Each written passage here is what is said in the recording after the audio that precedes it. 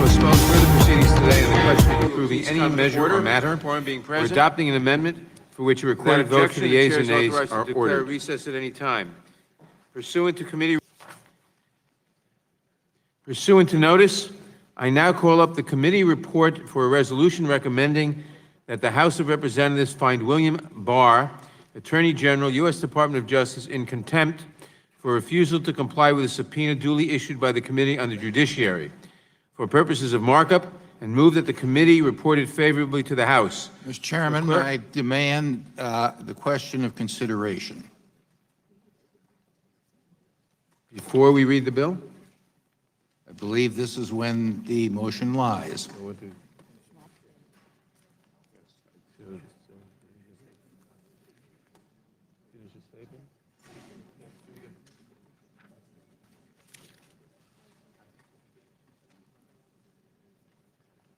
The question of consideration is not debatable. The question is, shall the committee consider the committee report? All those in favor say aye. Aye. Aye. Opposed? No. The ayes have it. Roll call, please. Roll call is requested. The clerk will call the roll. Mr. Nadler? Aye. Mr. Nadler votes aye. Ms. Lofgren? Ms. Lofgren votes aye. Ms. Jackson-Lee? Ms. Jackson-Lee votes aye. Mr. Cohen? Mr. Cohen votes aye. Mr. Johnson of Georgia? Mr. Deutsch? Mr. Deutsch votes aye. Ms. Bass? Ms. Bass votes aye. Mr. Richmond? Mr. Richmond votes yes. Mr. Jeffries? Mr. Cicilline? Mr. Cicilline votes aye. Mr. Swalwell? Mr. Liu? Mr. Liu votes aye. Mr. Raskin? Mr. Raskin votes aye. Ms. Jayapal? Ms. Jayapal votes aye. Ms. Demings? Ms. Demings votes aye. Mr. Correa?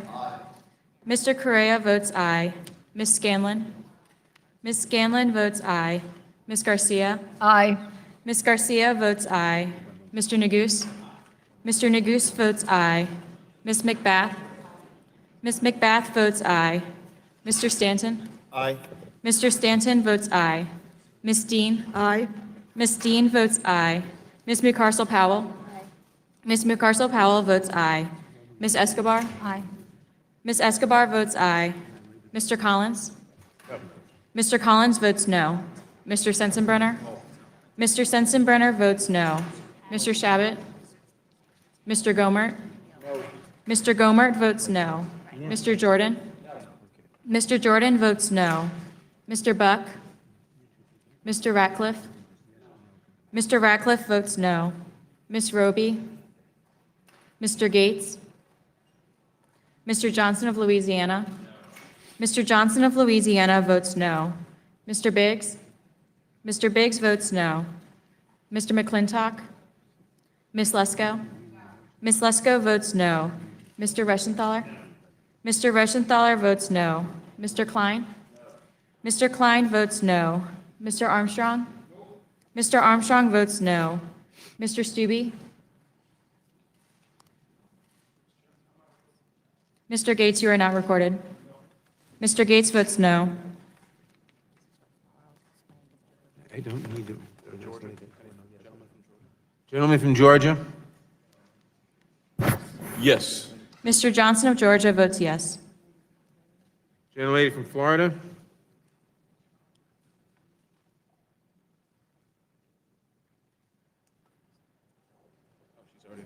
Oh. Is there any member of the committee who wishes to vote who hasn't voted? Clerk will report.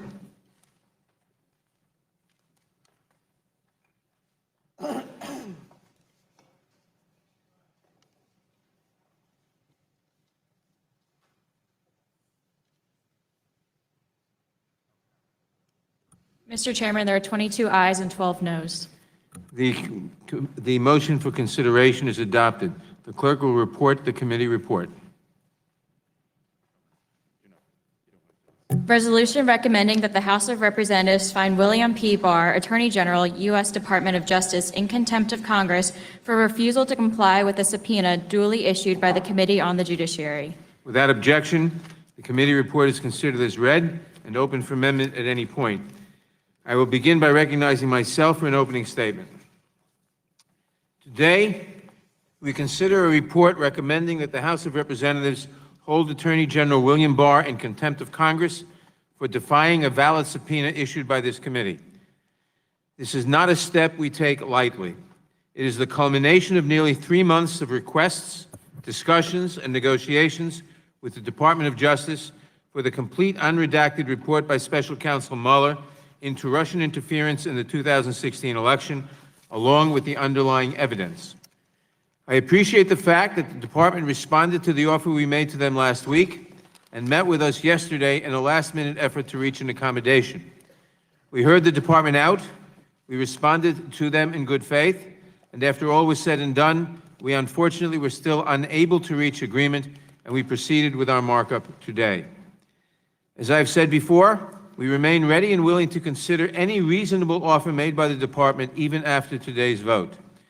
But if a letter I received late last night from the department is any indication, I am concerned that the department is heading in the wrong direction.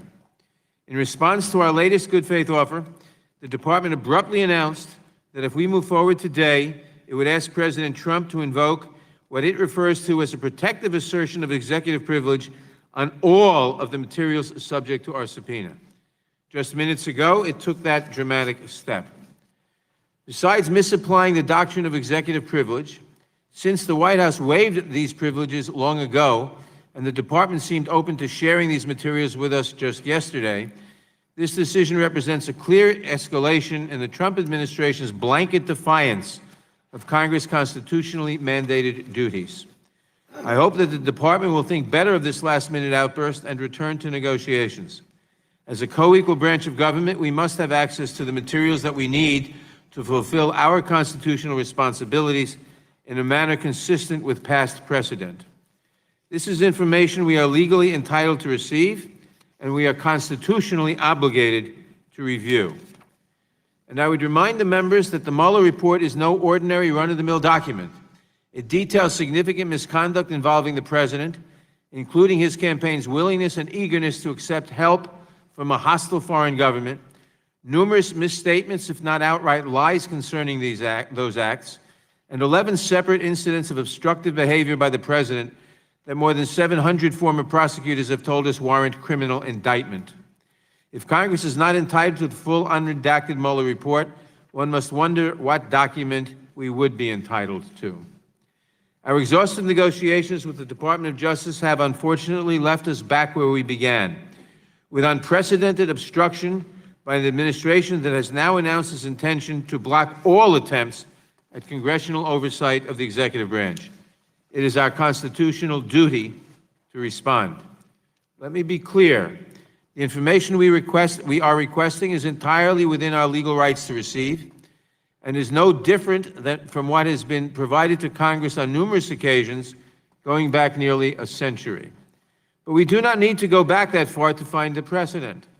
As recently as the last Congress, under Republican control, the department produced more than 880,000 pages of sensitive investigative materials pertaining to its investigation of Hillary Clinton, as well as voluminous other material relating to the Russia investigation and other ongoing investigations. That production included highly classified material, notes from FBI interviews, internal text messages, and law enforcement memoranda. With respect to grand jury information, in past cases involving allegations of presidential misconduct or misconduct by other high-ranking public officials, the Department of Justice, as a matter of course, has sought the permission of a court to release relevant information to Congress, if not to the public. Notably, this includes several cases that were not impeachment inquiries, including the investigation into former Agriculture Secretary Mike Espy and the Iran-Contra investigations, as well as other investigations that were not governed by the independent counsel law. But no matter the fact that the law and history clearly support the release to Congress of this kind of information, the Trump administration has taken obstruction of Congress to new heights. Unfortunately, the Attorney General has been all too willing to support the President in this endeavor. I would also like to respond to two of the concerns often raised by my good friend, the Ranking Member. He asks, how can the committee hold the Attorney General in contempt for merely complying with the laws on the books? And how can we hold him in contempt when I have refused an offer to allow me to see certain redacted portions of the report? The answers are simple. First, we issued a valid subpoena for the full report and all of the underlying evidence. The department has come nowhere close to satisfying its obligations under that subpoena. The department has never cited a legal basis for withholding the underlying evidence, including last night's threat to invoke executive privilege, which was utterly without credibility, merit, or legal or factual basis, as is, of course, the assertion of, or the statement that they will assert executive privilege by the White House this morning. To the extent that we have asked for access to grand jury information, which is protected by federal law, all we have ever asked is that the department join us in petitioning the court to determine if it is proper for us to have access to this material. The department, as I said, has done this on many occasions in the past.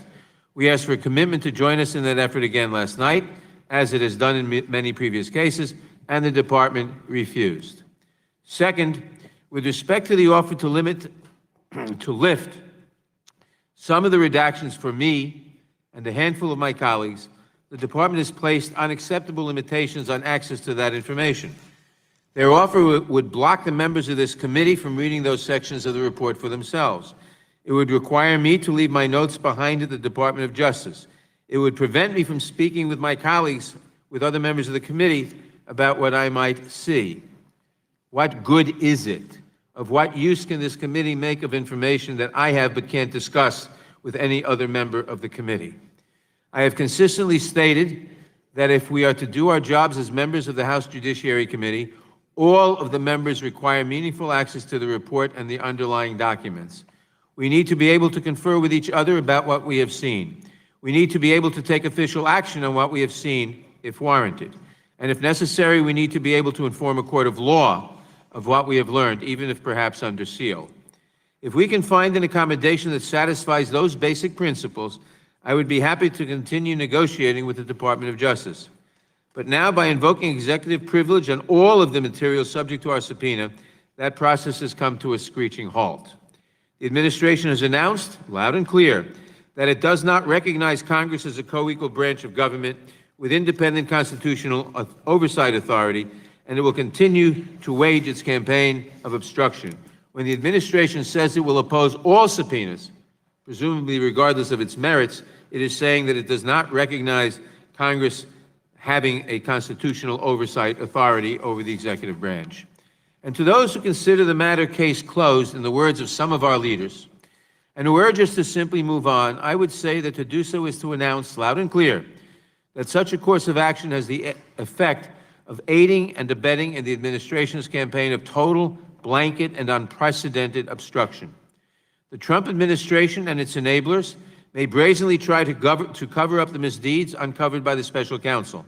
But in this committee, we will represent the American people and ensure the truth is known. I urge my colleagues to think about how the department's latest position and their insistence on ignoring our subpoena affects our committee over time. Our fight is not just about the Mueller report, although we must have access to the Mueller report. Our fight is about defending the rights of Congress as an independent branch to hold the president, any president, accountable. Every day we learn of new efforts by this administration to stonewall Congress, and through Congress to stonewall the American people. The Ways and Means Committee has been denied the president's tax returns when the law states clearly that they are entitled to them upon request. The chairman of the Oversight and Reform Committee has been sued in his personal capacity to prevent him from acquiring certain financial records from the Trump Organization. The president has stated that his administration will oppose all subpoenas, and in fact, virtually all document requests are going unsatisfied. Witnesses are refusing to show up at hearings. This is unprecedented. If allowed to go unchecked, this obstruction means the end of congressional oversight. As a co-equal branch of government, we should not and cannot allow this to continue, or we will not be a co-equal branch of government. I urge my colleagues, whether or not you care to see the full Mueller report, and we should all want to see the complete report, to stand up for the institution we are proud to serve. I expect that we will have a full debate today on the measure before us. I hope that at the end of it, we will do what is right. No person, and certainly not the top law enforcement officer in the country, can be permitted to flout the will of Congress and to defy a valid subpoena. No person, not the Attorney General, not the President, can be permitted to be above the law. That is what is at stake today. I urge all of my colleagues to support this report. I now recognize the ranking member of the Judiciary Committee, the gentleman from Georgia, Mr. Collins, for his opening statement. Thank you, Mr. Chairman. Mr. Chairman, this, and to the folks watching here, this slog continues. Last week, I urged you and my fellow members of the Judiciary Committee Democrats to respect the histories and traditions of this committee and conduct its business accordingly.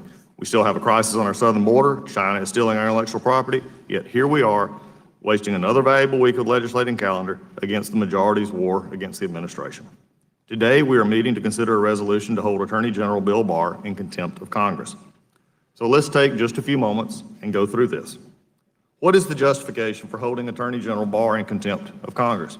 Perhaps that he failed to abide by the special counsel regulations? No, he went above and beyond what the regulations required by transmitting the full report to Congress with limited redactions. Could it be that the Attorney General failed to accommodate the chairman's demands for information? No. He offered to let the chairman and 5 other Democrat leaders review the less redacted report at the Department of Justice, including a 99.9% unredacted volume on obstruction. In an odd move for anyone demanding access to information, the chairman and the other elected Democrats given access have declined to view that report. The Attorney General also volunteered to testify before this committee about the report's conclusions and his role in sharing the report. And as we all witnessed, the Democratic gamesmanship forced the Attorney General to forego the scheduled hearing last week. On Monday, the Justice Department offered to meet to discuss accommodations. Yesterday, they made a reasonable offer to avert this spectacle, and once again, they were rebuffed and the chairman declined. Perhaps then the Democrats believe that there has been an unreasonable delay in the Justice Department's response to their subpoena. No, that's not true either. In fact, the chairman is moving to this contempt resolution at lightning speed. It has been less than 20 days since the chairman, Nadler, subpoenaed documents from the Justice Department. When the Oversight Committee held Attorney General Eric Holder in contempt, more than 250 days had passed between the subpoena and the committee's vote to hold him in contempt. More than 450 days passed between the committee's initial request to the Justice Department and the committee's contempt vote. Judiciary Democrats are moving more than 10 times faster than Oversight did with Holder. They have moved from request to contempt vote in only 43 days. And yet the Justice Department is still at the negotiating table waiting for the Democrats to arrive in good faith. Why this rush? Without any valid legislative or administrative reason, we can only assume the Democrats that are led by the chairman have resolved to sully the Bill Barr's good name and reputation to accomplish 2 goals. First, Democrats are angry the special counsel's report did not produce the material or collusions they expected to pave their path to impeaching the president. I feel compelled to remind everyone the report found, despite offers to do so, no one from the Trump campaign knowingly conspired with the Russian government. And you can't help but notice the phrase Russian collusion has vanished from the Democratic talking points and left a void in the narrative. Since the special counsel did not make a prosecutorial determination of obstruction, which was his job, the Attorney General and the Deputy Attorney General did so according to their mandates as law enforcement officials while giving no credence to the Office of Legal Counsel's opinion regarding that of sitting presidents. As a result, they're angry. They're angry our nation's chief law enforcement officer and his deputy had the audacity to decide the evidence didn't support charges for obstruction and investigation into something the president didn't do. Second, Democrats are afraid of what the Attorney General will find when he completes his ongoing review of FISA abuses at the Justice Department, including how the Russia investigation began. Multiple news reports have suggested those conclusions could be explosive, could end careers, and could even lead to criminal prosecution. Rather than face that, the Democrats have resolved to neutralize Bill Barr by attacking him and the office and his integrity and his career. This is the first step. What a cynical, mean-spirited, counterproductive, irresponsible step it is. Meanwhile, our economy is surging, unemployment among several minority groups is at historic low. A recent Washington Post poll shows cratering support for impeachment, but Democrats have no plans, no purpose, and no viable legislative agenda beyond attacking this administration. The House is more than 4 months into a Democratic majority. How many bills passed by this committee have been signed into law? Mr. Chairman, I implore you to see reason. I ask that you recognize the craven and insincere politics that seem to be yielding no dividends for the American people. We've talked on multiple occasions and proved at last week's pharmaceutical markup that I stand ready to work with you to promote solutions. I will not, though, become a bystander as we assail the Attorney General and this committee. Our democracy deserves better. Finally, Mr. Chairman, I'd like to quote a fellow member of Congress. As a member of Congress, I treat assertions of executive privilege very seriously. I believe they should be used only sparingly. In this case, it seems clear the administration was forced into a position by the committee's insistence on pushing forward with contempt. Despite the Attorney General's good faith offer, Mr. Chairman, it did not have to be this way. We could have postponed today's vote and accepted the Attorney General's offer. Instead, by not honoring the Constitution's charge to seek accommodations when possible, the prestige of this committee has been diminished. As a result, that should concern us all. I quote Elijah Cummings. In that case, of course, the committee did seek accommodations. In this case, this committee did not. And in just a difference of opinion between me and the chairman, there has been no escalation of this except on the side of the majority. You have to have both sides at the table for accommodations. That's the way this process works. That is what I've just laid out, 10 times faster than even Eric Holder. And when we get into the other issues that have been discussed here, and again, how we deal with this is going forward with what will be the precedent for the future and will be the precedent for what we have. With that, I yield back. Thank you, Mr. Collins. Without objection, all other opening statements will be included in the record. I now recognize myself for purposes of offering an amendment in the nature of a substitute. The clerk will report the amendment. Amendment in the nature of a substitute to the committee report for the resolution recommending that the House of Representatives find William P. Barr, Without Attorney objection, General. the amendment in the nature of a substitute will be considered as read and shall be considered as base text for purposes of amendment. I will recognize myself to explain the amendment. The amendment in the nature of a substitute contains a technical change to page 2 of the committee report.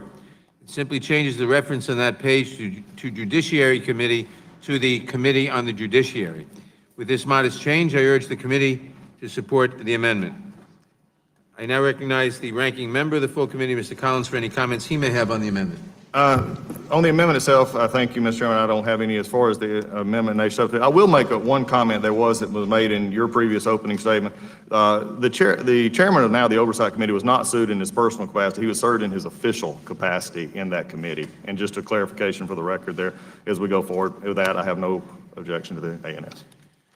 Are there any amendments to the amendment in the nature of a substitute? Who seeks recognition? Mr. Chairman. For what purpose does the gentleman from Ohio seek recognition? Mr. Chairman, I move to strike last word. Gentleman is recognized. Thank you, Mr. Chairman.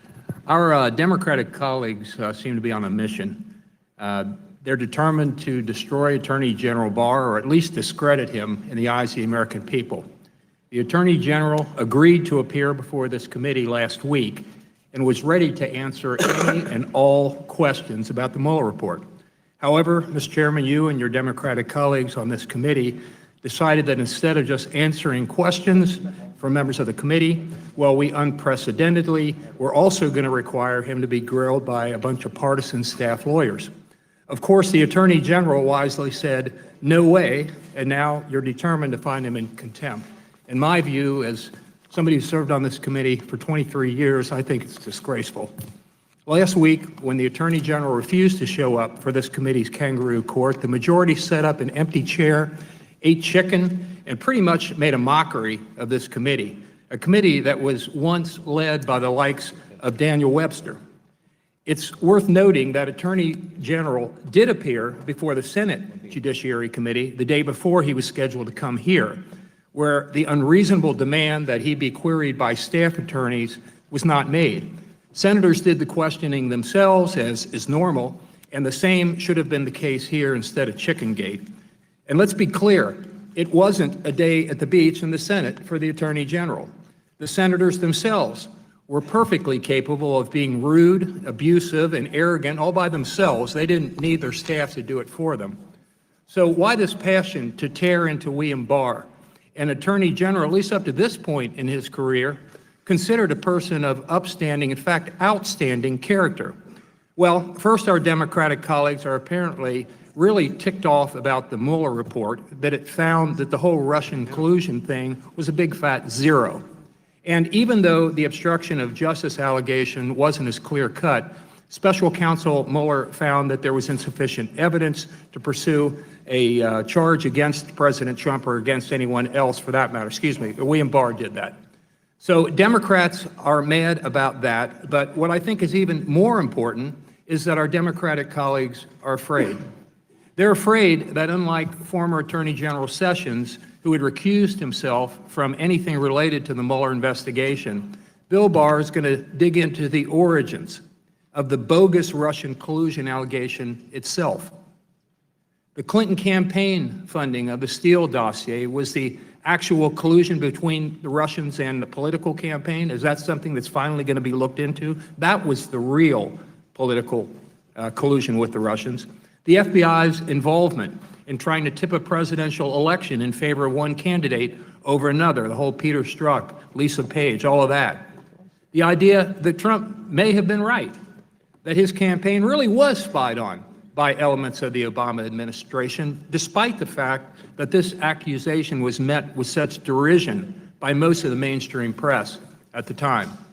The bottom line is many Democrats on this committee, and in fact many Democrats in both the House and the Senate, apparently believe that finding out the truth in these matters may not be helpful to them in the upcoming election cycle. And the best way to undermine the results of the investigation, the true investigation, which is really about to happen, might just be to destroy the credibility of the guy who's doing the investigation, the Attorney General, William Barr. And let's begin that process, apparently according to the folks on the other side of the aisle, and the chairman included, by finding him in contempt. That's the way we can really discredit him. At least that's the way I see it. And I yield back. Before I proceed to the next statement, let me just clarify a point of apparent confusion. We are not proposing to hold the Attorney General in contempt for not showing up last week. He didn't show up last week, but that has nothing to do with this motion for contempt.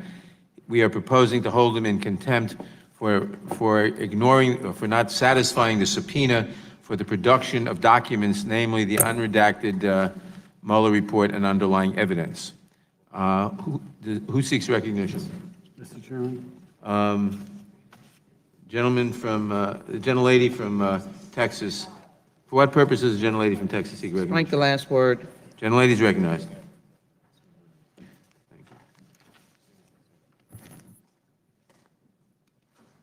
I'm pausing for a moment because I do think this is a moment in history. And I appreciate my good friends on the other side of the aisle.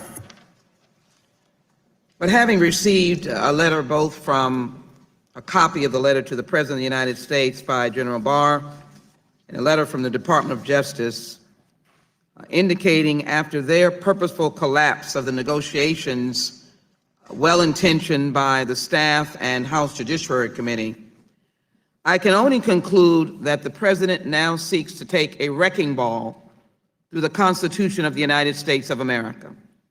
For the first time in the history of the United States, a president is now exerting executive privilege over every aspect of life that the American people desire to have information.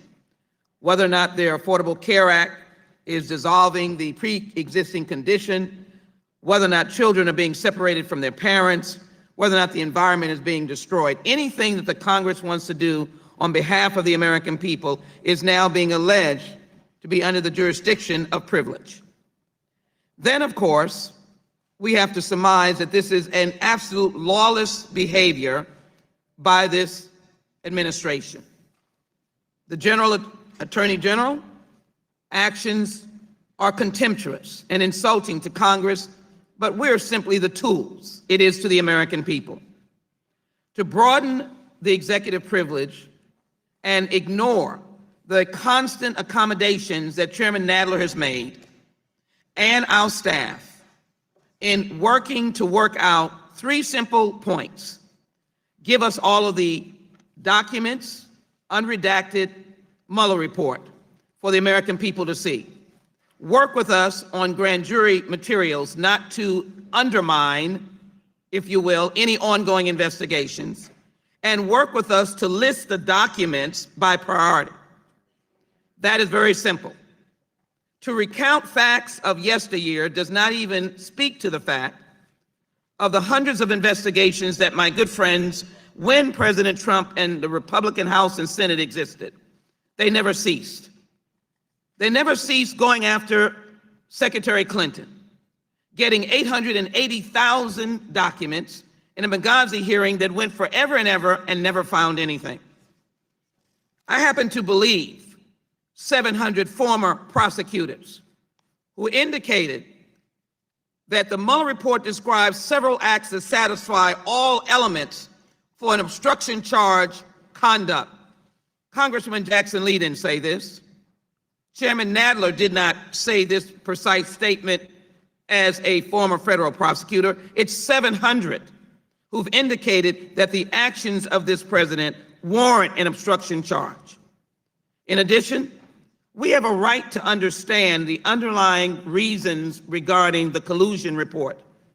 But the very fact that the collusion part of the Mueller report recounts the constant interaction of Trump operatives with Russian adversaries, the American people should be wary, and they should ask us why. And we should write legislation, as I've introduced HR 2353, that says if you interact with a Russian operative or foreign adversary as a campaign committee or candidate, you must report it to the FBI.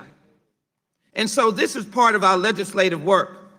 And I would argue the case that our friends on the other side of the aisle should not be noted in history of standing at the door of justice in this room and putting up a stop sign that we cannot pursue the truth on behalf of the American people. We have gone over and over and over again that there are allegations of obstruction of justice that need to be heard in front of this committee. I say this, Mr. Mueller, a former Marine, a man of integrity, I will say to him in the open proceeding, we welcome you to come and explain your position on how disturbed you were that the Attorney General characterized your report as an exoneration of this administration. Secondarily, I want to say to Mr. McGahn, you are a private citizen. You have every right to present yourself to this body. And also that the conduct of President Trump described in Special Counsel Mueller's report would, in the case of any other person, if not having the Office of Legal Counsel policy against indicting a sitting president, would result in felony charges. There are people incarcerated right now because of lesser charges. I don't want to target the president, Mr. Chairman. I simply want to find the truth for the American people, and that's why we're here today to vote on this citation for lacking of producing of documents. I yield back. Mr. Chairman. Gentleman from Wisconsin, for what purposes is the gentleman seek Move to recognized? strike the last word. Gentleman is recognized. Mr. Chairman, I think we ought to step back from the political rhetoric and ask exactly what this contempt citation deals with. And I'm going to try to use my time to do that.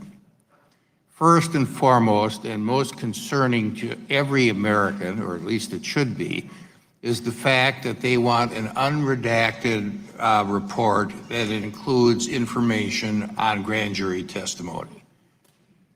The committee, by making this insistence and issuing this subpoena, is telling the Attorney General of the United States to commit a crime, because it's a crime for anybody to disclose grand jury material to anybody else.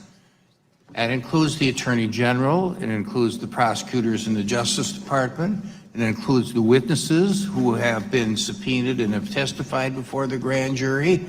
It means everybody. And if the grand jury system is to work, and remember, witnesses can't even bring their attorneys into a grand jury, then the secrecy is going to have to be maintained. Now, all of us know that it's really impossible for the people who work on this Capitol Hill to keep a secret. If there's an unredacted version, completely unredacted version, including the grand jury testimony, which is unredacted. It'll be on the front page of every newspaper in the country within 48 hours and talked about incessantly on the cable news shows, whether you watch Fox News or whether you watch MSNBC. Now, I think it is absolutely shocking that the majority of this committee is going to ask the chief law enforcement officer of the United States to commit a crime. Shocking. And there are no exceptions to what is to be disclosed in this unredacted version. That includes the grand jury testimony. And by citing the Attorney General of the United States for contempt of Congress for saying, I'm standing up for the law, I am not going to break the law by complying with that part of your subpoena, shows an overreach on the part of the majority. If we are to be a government of laws and not of men or people, then we have to obey the law on this end of Pennsylvania Avenue as well as on the other end of Pennsylvania Avenue. And we are not doing that. Now, what else has been redacted? There's been redactions relative to ongoing investigations. Now, do we want to let the people that the Justice Department is investigating know all about the ongoing investigations? I don't think the public interest is served by that. Whether somebody is guilty or not should be determined by the jury in a trial. That's what the American system is, and that's what a lot of the Bill of Rights protects. You also have a protection against people who are peripherally involved in that. They were just on the edges of this. They were interviewed, and nothing came of the interview because they didn't have any evidence on what was being investigated. But there's a character assassination squad running around this town that even if you were on the periphery and went and voluntarily talked to the FBI or Mr. Mueller's team, you're going to end up having your good name and your reputation smeared even though you didn't do anything. So this is definitely an overreach. Those redactions,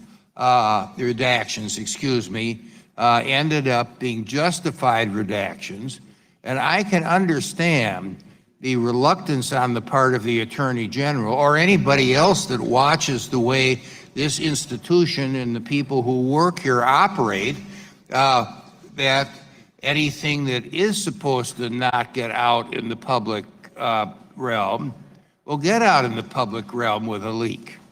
And if this place weren't as leaky as a sieve, I would not be opposed to what the chairman is doing because I've stood up for oversight during my entire career in this body. But it is leaky as a sieve. And I think what we're doing here is forcing the Attorney General to break the law, to place in jeopardy innocent people, who are not involved in any of the things that Mr. Mueller ended up investigating, and shaming ourselves in the process. My time is up. For what purpose does the gentleman from Tennessee seek recognition? Strike the last word. Gentleman is recognized. Thank you, Mr. Chair. The Attorney General has been contemptuous of this committee and of the Congress. He was contemptuous last week when he didn't come, when he couldn't dictate the terms of the hearing. He's contemptuous this week when he will not bring forth papers. The chairman has tried to reach an accommodation with the Justice Department. All cases in the past when such issues have been raised about grand jury testimony, the Attorney General has gone with the majority party, the chairman, to the district court and asked that that information be released to the committee for its purposes. This Attorney General has not done that. If he would have done that and tried to make a reasonable accommodation to join with us in going to Judge Howell, we might not be in this situation. But there's been nothing reasonable from this Attorney General. Mr. Sensenbrenner talks about people on the periphery. We don't know who those people were, but we know that Bill Barr decided which testimony would be redacted because people were on the periphery and to protect their reputations. This is the same person who gave a 3.5-page summary of the Mueller report that did not, according to Special Counsel Mueller, who knew it better than anyone else, reflect the character and the spirit of the report. And he knew Mr. Mueller objected to it for not being an accurate representation of his work, and yet he did it. And when asked about it by Mr. Christ in committee, he had no idea that Mr. Mueller or anybody in the Mueller Special Counsel investigation would have objected. That's not true. He lied when Mr. Christ asked him that question. That's beyond contempt. That's a lie. So we're depending on Mr. Barr's determining who was on the periphery and what their reputations would suffer. We're talking about the opportunity for Congress to do its proper oversight as described in Article 1 of the Constitution, which is being trampled upon. The Trump administration refuses to respond to any subpoenas, destroying Article 1 and Congress's prerogatives. Now, we had a question, I think it was maybe the ranking member said, we should be doing legislation, and how many signatures, how many bills have been signed into law by this committee? Well, ask Mitch McConnell, who has declared that the Senate is a graveyard for all legislation that comes from the House. We have passed outstanding legislation out of this committee. It's gone to the graveyard, where Mitch McConnell, who first kills Supreme Court nominees of the last president of the United States in his 1 year before, and voids and frustrates the constitutional prerogative of the president to nominate members to the Supreme Court, but now frustrates the other house by not having hearings whatsoever. Somebody said we're afraid. Yes, we're afraid. We're afraid of the loss of the rule of law. We're afraid of the loss of the power of Congress to be an independent and co-equal branch of government. And we face that today if we don't stand up. And somebody else said that Russia, there are no connections and nothing with Russian collusion. Well, the Mueller report said there was sweeping and systematic efforts by the Russians to influence our election, and they were done so to help Trump. And the Mueller report showed lots of connections between the Trump campaign and Russia, lots of contacts, and didn't show that he had all of the elements to prove beyond a reasonable doubt that they conspired together. There's a big difference between not having connections and having guilt beyond a reasonable doubt. Then Mr. Trump gets on the telephone with Mr. Putin and has a 90-minute conversation or something like that, where he can see on a phone call that he smiled at him and he gets flattered, and never broaches the subject of Russian interference in our next election or Russian interference whatsoever. That was one of the prime parts of the Mueller report, that the Russians interfered and that our intelligence officials had confirmed and told us, and that our FBI has told us, and that we know they did it in 2018 and they're going to do it more in 2020. But our president did not even mention it to Mr. Putin. That is scary. We are afraid of interference in the 2020 elections, and we need to be. And we need to be because we've got a man who has been suggested might be financially dependent on the Russians. Why would he be financially dependent on the Russians? Well, we now know he lost over $1 billion in a decade in the 80s and 90s. He was broke. No bank would loan him a penny. He was broke. And if it weren't for him being president, he'd be in prison with Michael Cohen today as individual one, and he obstructed justice as the Mueller report says it so. We are in danger. We need to respond, and we need to act for the people of the United States of America. I yield back the balance of my time. For what purpose does the gentleman from Texas seek recognition? Ask to strike the last word. Gentleman is recognized. Thank you. I'm really here in mourning for a once great Judiciary Committee. I know my first term, 05 and 06, I saw our current chairman as a champion for privacy rights, for civil rights, for Fourth Amendment rights, Fifth Amendment rights, and something dramatically has changed over the years. There was concern back then about too much power through the FISA courts, through the Patriot Act, and we shared a number of those concerns. And now this committee majority is on the wrong side of a very important historic time. We've never had the intelligence community, the FBI, people at the top of the DOJ abusing their powers to create a case against a president where there was none, where assets were actually used to try to set up members of the Trump campaign when there was no case, to try to create a case. We ought to be all over that. We ought to be demanding answers from the FISA judge or judges who were either A, content to have fraud committed against their courts, or were complicit. Maybe it was Peter Strzok's buddy that he bragged about in his text that was going to be the FISA judge that signed warrants where there was no probable cause of anything. This was an attempted coup, and history is bringing that into focus more and more clearly. And what does this committee do about the abuses, the attempted coup? It comes in and decides we're going to go after the Attorney General who's trying to clean up the mess. Christopher Wray sure hasn't. Instead of asking from the intel community, let us see the 100% certain proof you have that Hillary Clinton's personal server was hacked by China. No, he covers it up, says we still hadn't seen it. Well, they hadn't asked to see it. There is a disaster that has occurred in our justice system, and this committee has oversight responsibilities, and we are abusing those. This motion for contempt is not being done in good faith. I'm not going to call anybody on this committee the names that my colleague from Tennessee just did in violation of our rules of decorum. But the truth is, we know that this committee majority is not acting in good faith.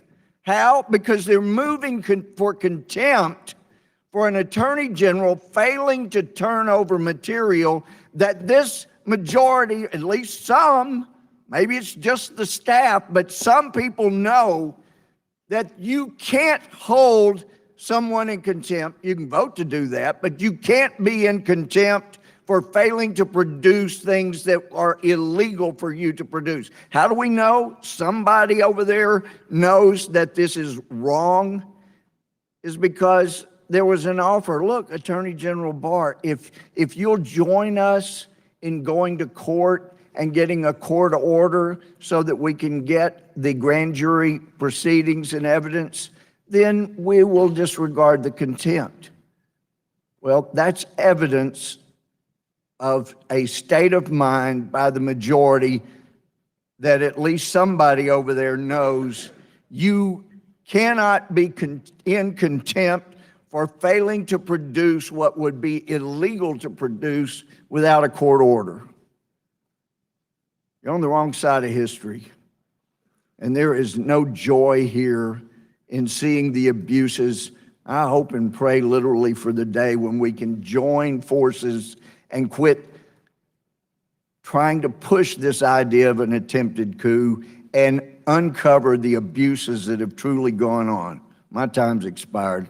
The committee's has too. Thank the gentlelady. The gentlelady from Pennsylvania, for what purpose does the gentlelady seek recognition? I move to strike the last word. Gentlelady's recognized. Thank you. You know, it's easy to lose focus when the White House and our colleagues across the aisle engage in whataboutism or what is the distraction of the day or even misleading legal arguments. Nobody's asking the Attorney General to disobey the law. We're asking the Attorney General to obey the law and produce the Mueller report and the supporting documentation, the underlying evidence that we've been requesting for a couple months now and that the American people have been awaiting for 2 years. Why is this important? Well, if you think there's no collusion and no obstruction, you haven't read the Mueller report. I admit it's not an easy read, but it clearly states that there was coordination, there's evidence of coordination, it clearly states there are multiple instances of obstruction of justice, and it clearly refers that over to Congress to deal with. Over 700 federal prosecutors have now reviewed that evidence, just the redacted evidence, not even the underlying evidence, and stated unequivocally that it shows multiple instances that would be felonies if it was anyone other than a sitting president. And that's the reason why Mueller didn't charge. He says in his report, it was a sitting president under the rules I'm operating under. I couldn't file charges. That's why it's Congress's job to do something about it. And that's why we're staying focused on our job. I'm not joyful about this. I'm not afraid of where it takes us. What I am is profoundly saddened that we're in a position where we have an administration that is stonewalling, yes, even acting in contempt of not just Congress, not just the rule of law, but the American people. And with that, I yield back. Mr. Chairman. Who seeks recognition? Mr. Chairman. For what purpose is the gentleman? Move strike the last word. Gentleman is recognized. Bill Barr is following the law, and what's his reward? Democrats are going to hold him in contempt. I don't think today's actually about getting information. I don't think it's about getting the unredacted Mueller report. I don't think last week's hearing was actually about having staff question the Attorney General. I think it's, as my colleague said earlier, I think it's all about trying to destroy Bill Barr because Democrats are nervous he's going to get to the bottom of everything. He's going to find out how and why this investigation started in the first place. Never forget what Bill Barr said a few weeks ago, 3.5 weeks ago when he testified in front of the Senate Finance Committee. Said a lot of important things, but he said four very interesting things. First, he said there was a failure of leadership at the upper echelon, term he used, upper echelon of the FBI. We all know that's the case. Director Comey's been fired. Deputy Director McCabe fired, lied 3 times under oath, according to the Inspector General. FBI counsel Jim Baker demoted and left, currently under investigation by the Justice Department. Lisa Page demoted and left. Peter Strzok, deputy head of counterintelligence, demoted and fired. Peter Strzok, the guy who ran the Clinton investigation and the Russian investigation. There was certainly a failure of leadership at the upper echelon of the FBI. Second thing the Attorney General said 3.5 weeks ago in front of the Senate Finance Committee. Spying did occur. Said it twice. Yes, spying did occur. Third, he said, there's a basis for my concern about the spying that took place. And maybe the most interesting thing, 2 terms he used that frankly I find frightening. He said there was, in his judgment, he thinks there may have been unauthorized surveillance and political surveillance. Scary terms. We got to go back to January 3rd, 2017. Senator Schumer on the Rachel Maddow show talking about then President-elect Trump says this: if you take on the intelligence community, they have 6 ways from Sunday at getting back at you. Now, I don't know if the FBI went after President Trump in 6 ways, but I sure know they went after him in 2 ways. And the first one is the now famous dossier. On October 21st, 2016, the FBI used one party's opposition research document as the basis to go to a secret court to get a warrant to spy on the other party's campaign. That happened. Democrat National Committee, the Clinton campaign, paid Perkins Coie law firm, who hired Fusion GPS, who then hired a foreigner, Christopher Steele, who did what? Talked to Russians and put together this salacious, unverified document that became the basis to get a warrant to spy on the Trump campaign. They did it. And when they went to the court, they didn't tell them important things like who paid for it. They didn't tell them that Christopher Steele had already told the FBI and the Justice Department that he was, quote, desperate to stop Trump. And they didn't tell the court that Christopher Steele had been fired by the FBI because he's out talking to the press. They did that. And second, just last Thursday, New York Times story, FBI sent investigator posing as an assistant to meet with the Trump aide in 2016. FBI sent someone in, pretending to be somebody else, to talk with George Papadopoulos, who was with the Trump campaign. You know what they call that? You know what they call that? It's called spying. They did it. They did it. They did it twice, and who knows how much more. And what I know is Bill Barr has said he's going to get to the bottom of it. And think about the term he used again. This is important. Political surveillance in the United States of America. I will not yield. Think about that term. He's going to get to he said he's going to put a team together, going to investigate all this.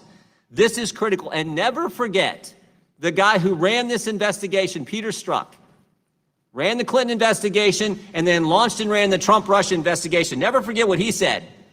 Trump should lose 100 million to zero. We need an insurance policy. Told Lisa Page, don't worry, Lisa, we'll stop Trump. This is what Bill Barr wants to investigate. And as my colleagues have said, this is the House Judiciary Committee, with the history this committee has in protecting fundamental liberties and protecting the Constitution. Last week, there was another important document Emmett Flood sent to the Attorney General. I just want to read a couple sentences. Under our system of government, unelected executive branch officers and intelligence agency personnel are supposed to answer to the person elected by the people, the president, and not the other way around. This is not a Democrat or Republican issue. It's a matter of having a government responsible to the people, to we the people. In the partisan commotion surrounding the Mueller report, it would be well to remember that what can be done to a president can be done to any of us. And this committee is supposed to look out for that fundamental fact more than anything else. And we are not doing that today. I yield back. I would simply observe that, to his credit, Mr. Jordan has been second to none in asking for access to the materials we're asking for the. And I simply ask him: does he still think is he still supporting his own request for that the committee and the Congress be given access to the entire report and the underlying information? Consistent with the law, and I would ask the chairman. My understanding is Mr. Mueller's going to be here next week. Why are we doing it? You're going to get to ask the guy who wrote the whole darn document. We're all going to get asked him questions. Why don't you hold off on this contempt until at least the guy who wrote the thing spent 22 months and $35 million with a whole bunch of Democrat lawyers putting it together? Why don't you wait and ask him next week before we do this contempt resolution? I'll answer, well, essentially because it would be useful to read the material before we have him in front of us. In any event, the gentleman, for what purpose is the gentleman from Georgia seek recognition? I move to strike the last word. Gentleman's recognized. Thank you, Mr. Chairman. For most people in America, the end of the Mueller investigation did not equal the end of the story. The American people want to see and hear the full story, and they deserve to do so. And in fact, Investigator Mueller intended for the American people and for Congress to have the full story. He did so in his unredacted summaries for both the obstruction and the Russian influence investigations. And what happened when he issued his report, William Barr did something unprecedented. He put together his own 4-page summary, which was misleading, which failed to properly and adequately and accurately characterize the conclusions of the Mueller investigators. He did that. He waited for about a month while that narrative marinated among the American people, and it was reduced down to 4 words: no collusion, no obstruction. And they ran with that for a month before finally the redacted report was issued by Bob Barr. But before he issued the report, 2 hours before he issued the report, he had a press conference to again summarize the Mueller report's findings. And again, he failed to accurately portray and represent those results. And so finally, the redacted report was revealed to Congress and to the American people, and the American people and Congress saw clearly that Bob Barr was a part of the president's ongoing obstruction. He obstructed the Russia investigation. He obstructed all matters that Mueller was investigating, and now he's trying to obstruct Congress and the American people in finding out what's in that report. And what is very troublesome is my colleagues on the other side of the aisle are aiding and abetting them in their cover-up. So still, the full results of the Mueller investigation are not known. Congress, the House of Representatives, the Judiciary Committee has demanded an unredacted report that should be available to all of the members of at least the House Judiciary Committee. The Attorney General Barr has stonewalled, as he has been instructed to do by the president, and he's a willing participant in this, mind you. They are obstructing the American people's ability to understand what happened. They're hiding behind Rule 6E of the Federal Rules of Evidence, which make grand jury proceedings secret. But as my colleague from Wisconsin should know, there are 5 exceptions listed in 6E that enable the disclosure of grand jury information. He knows that.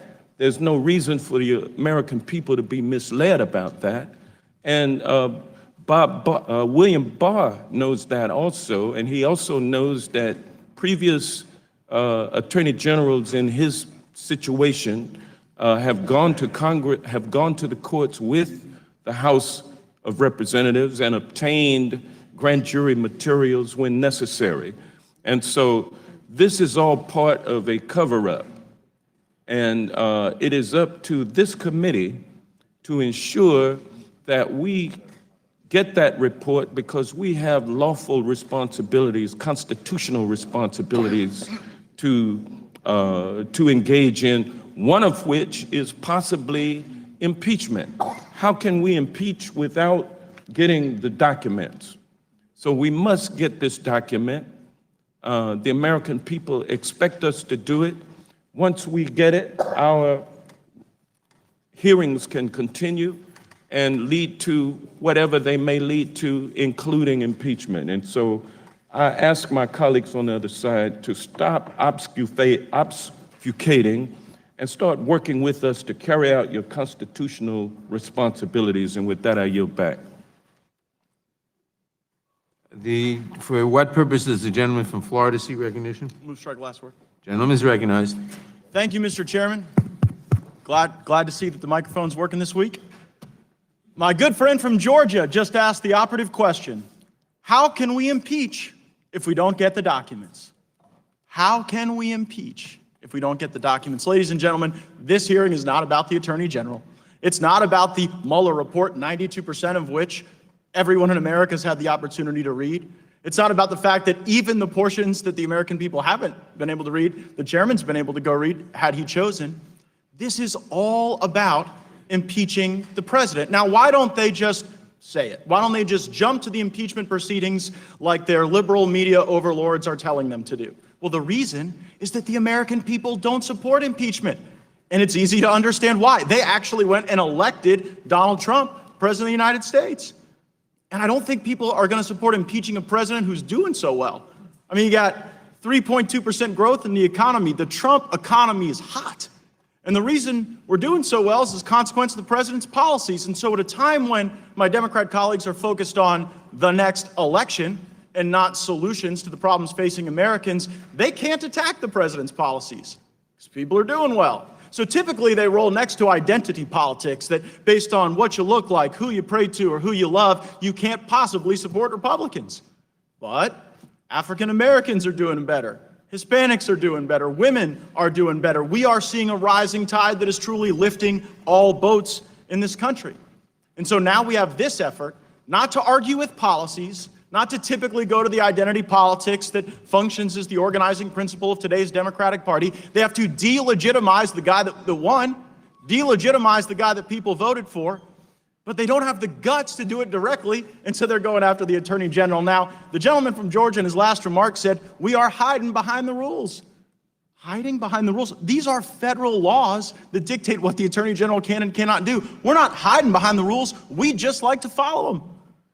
By the way, it's not following the rules that got us in this trouble in the first place. When the Inspector General testified before us, he said it's the fundamental fact that during the investigations of Hillary Clinton and Donald Trump, you saw continuous examples of a one-off here, a violation of protocol there. The Inspector General said never before had he seen a circumstance where the very same team that was investigating Hillary Clinton would then go and investigate the other person that was involved in the 2016 presidential contest. About a month ago, in this committee, I laid out the stages of grief: denial, anger, bargaining, depression, and acceptance. And I think that folks watching at home can probably follow along and see where we're headed. First, my Democratic colleagues were in denial. When they saw that there was no collusion, after saying for 22 months that the president was an agent of the Russian government, after saying for 22 months that there was actual evidence of collusion, they were in denial when they saw the conclusion that there wasn't. Then there was anger. It had to be the Attorney General's fault. Mueller didn't make a decision on obstruction. Somebody had to. The Attorney General did. So they got mad at him. And we had this whole kerfluffle of anger. Well, now we know the third step: bargaining. Well, Mr. Attorney General, you've given us 92% of the Mueller report, but we have to bargain for the remaining 8% because that's really where we think the action is. Well, Mr. Attorney General, you spent 5 hours before the Senate Judiciary Committee. 3 of our presidential candidates got to question you. You offered to come before the House Judiciary Committee. You offered to come for an additional hour of questioning, but we have to bargain so that our staff lawyers can ask you questions. Now, I don't think it's a good sign that the next sign after bargaining is depression. So I feel for my Democrat colleagues, but after that we get to acceptance, and that's sure something that I'm looking forward to, because there are some really good ideas that my Democratic colleagues have once they kind of get to acceptance on the no Russia collusion thing. My friend, the gentleman from Rhode Island, has excellent ideas about how to change the way that consumers interface with big tech companies. My colleague from the state of New York is right, that if the First Step Act is the only Step Act, then that would be a bad thing. We need to do more on criminal justice reform. My colleague who's not with us from California, Mr. Swalwell, he's got great ideas to unlock potential cures with medical cannabis reform, but we're not doing any of those things. And by the way, I bet a bunch of my friends on the other side of the aisle low-key wish that their actual bills that would impact the lives of Americans would get heard instead of this garbage. The Obama administration ran an intel operation against the Trump campaign. Peter Strzok opened it up, the dossier kept it going, and now the Democrats need to get over it. I yield back. Mr. Chairman, I move to strike the last word. The gentleman from Florida. What purpose is the gentleman from Florida recognized? Move to seek recognition. Move to strike the last word, Mr. Chairman. Gentleman is recognized. Thank you. Mr. Chairman, we're here today because we're witnessing the breakdown of the foundations of our nation's constitutional order. That's why we're here today. In 1974 in U.S. v. Nixon, the Supreme Court warned of moments just like this, when they said, once executive privilege is asserted, co-equal branches of the government are set on a collision course. The court went on to explain that such a collision, and I quote, places courts in the awkward position of evaluating the executive's claims of confidentiality and autonomy and pushes to the fore difficult questions of separation of power and checks and balances. These occasions for constitutional confrontation between the two branches are likely to be avoided whenever possible.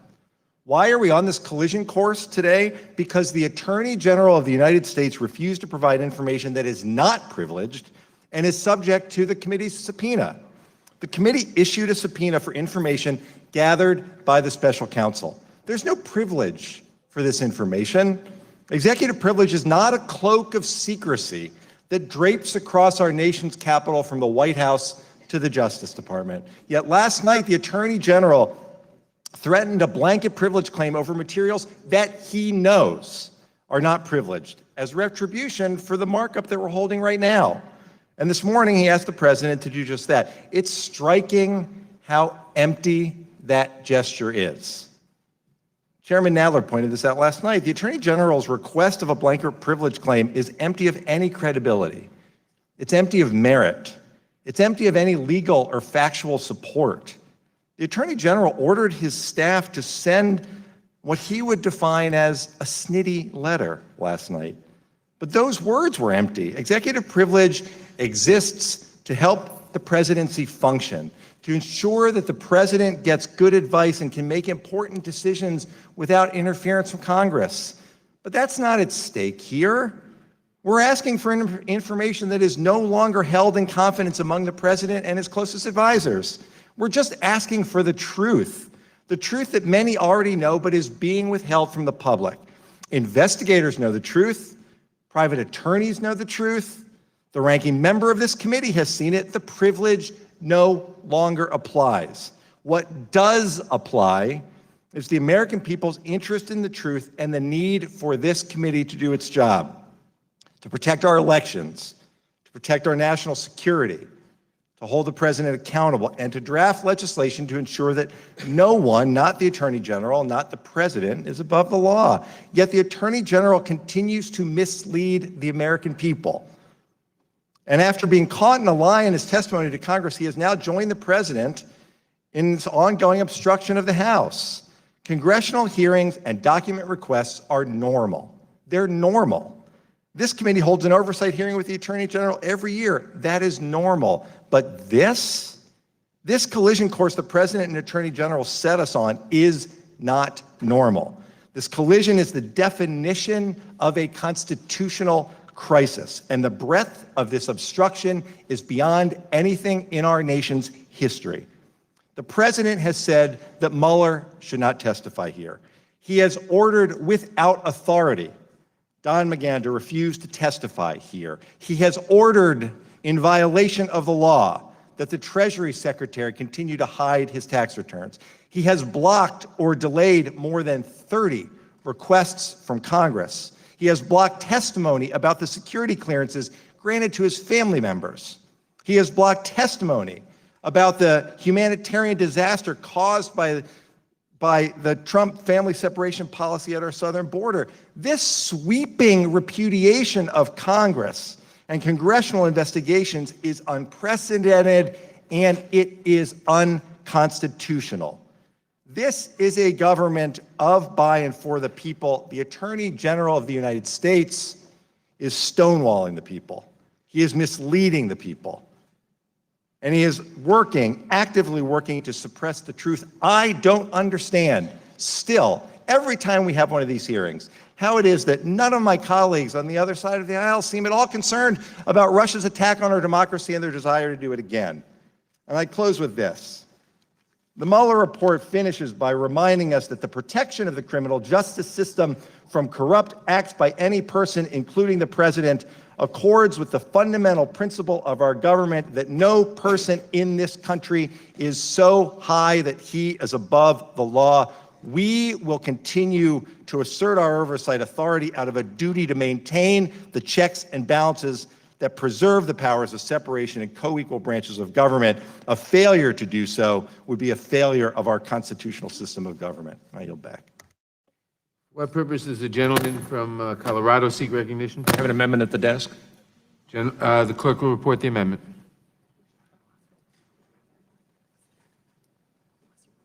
Mr. Chairman, I reserve a point of order. Gentleman reserves a point of order. Is there an amendment at the desk?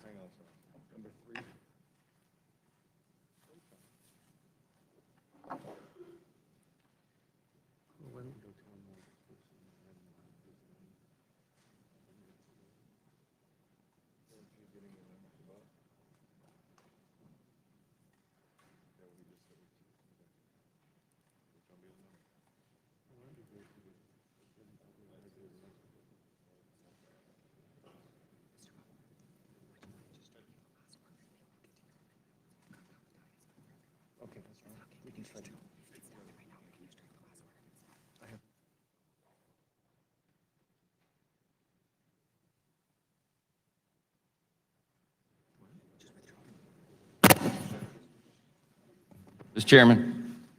Chairman, For what purposes, gentleman from Louisiana seek recognition? Move to strike the last word. The gentleman from, I'll withdraw my amendment because it's not ready at this point. I appreciate that. The gentleman from Louisiana is recognized for 5 minutes. Thank you, Mr. Chairman. We have heard some extraordinary claims this morning. I've been taking notes as my colleagues have commented on all of this. Congresswoman Sheila Jackson Lee said the executive branch is, quote, taking a wrecking ball to the Constitution. And Mr. Chairman, you said that the DOJ doesn't recognize Congress as a co-equal branch of government or acknowledge our oversight responsibility. Mr. Cohen said we're trampling upon Article 1. Anyone who looks at these facts objectively knows the truth is exactly the opposite.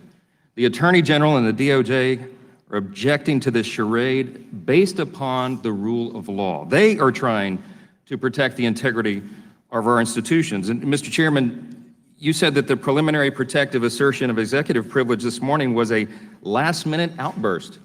It's exactly the opposite of that. In fact, the letter that the DOJ sent to you this morning says, and I quote, regrettably, you, Mr. Chairman, have made this assertion necessary by your insistence upon scheduling a premature contempt vote. The letter goes on to say, you've terminated our ongoing negotiations and abandoned the accommodation process. And as we have repeatedly explained, the Attorney General could not comply with your subpoena in its current form without violating the law, court rules, and court orders, and without threatening the independence of the Department of Justice's prosecutorial functions. That's a quoting from the letter. The facts matter.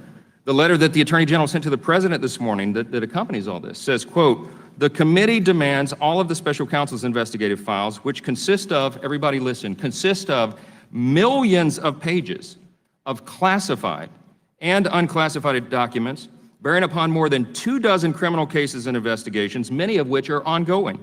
These materials include law enforcement information, information about sensitive intelligence sources and methods, and grand jury information that the department is prohibited from disclosing by law.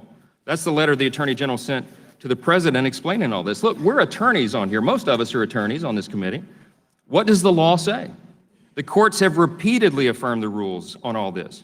April 5th, just last month, the U.S. Court of Appeals for the D.C. Circuit ruled in McKeever versus Barr. The district courts may disclose grand jury materials only where they have positive authority to do so, particularly through the exceptions to grand jury secrecy listed in Rule 6E. The Court of Appeals explained the vital interests, they said, that the rule of grand jury secrecy seeks to protect, including preserving the willingness and candor of witnesses called before the grand jury, not alerting the target of investigation who might otherwise flee or interfere with the grand jury, and preserving the rights of a suspect who might later be exonerated. These are critically important principles and traditions for us to uphold, and it is, again, the law. The chairman can file suit for access to the 6E material, but instead he blasts the Attorney General for not joining him in doing so. Why hasn't the chairman taken that step? I think I know why. Perhaps because he knows that his rationale for demanding the unredacted report is wholly insufficient. Look, this bears repeating. The chairman claims he needs the full unredacted report as part of the March 4th, 2019 investigation into the 81 individuals and organizations related in some way to President Trump. But let's make a couple of facts clear. The investigation, we don't even know if it's still ongoing. We haven't heard much about it lately. The lack of activity surrounding the investigations makes clear the majority here is not interested in pursuing this for any legitimate legislative purpose. This is about scoring political points.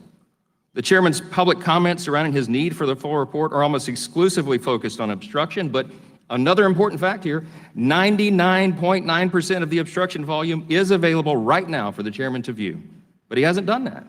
Only 6 lines and over 182 pages is redacted in the obstruction volume. This is not about seeking the truth, as we've heard this morning. It's about raw partisan politics. Our Democrat colleagues have weaponized our critical oversight responsibilities.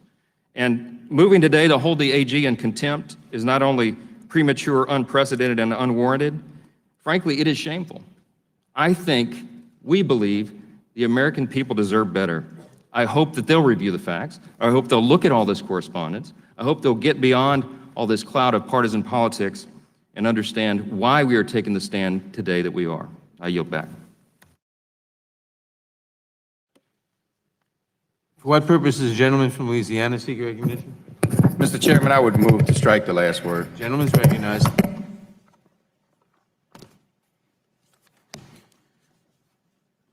Mr. Chairman, I would just say that today is a very serious day. Today is a very regrettable day. Unfortunately, we have an administration that is choosing to have a temper tantrum that is designed to accomplish one thing.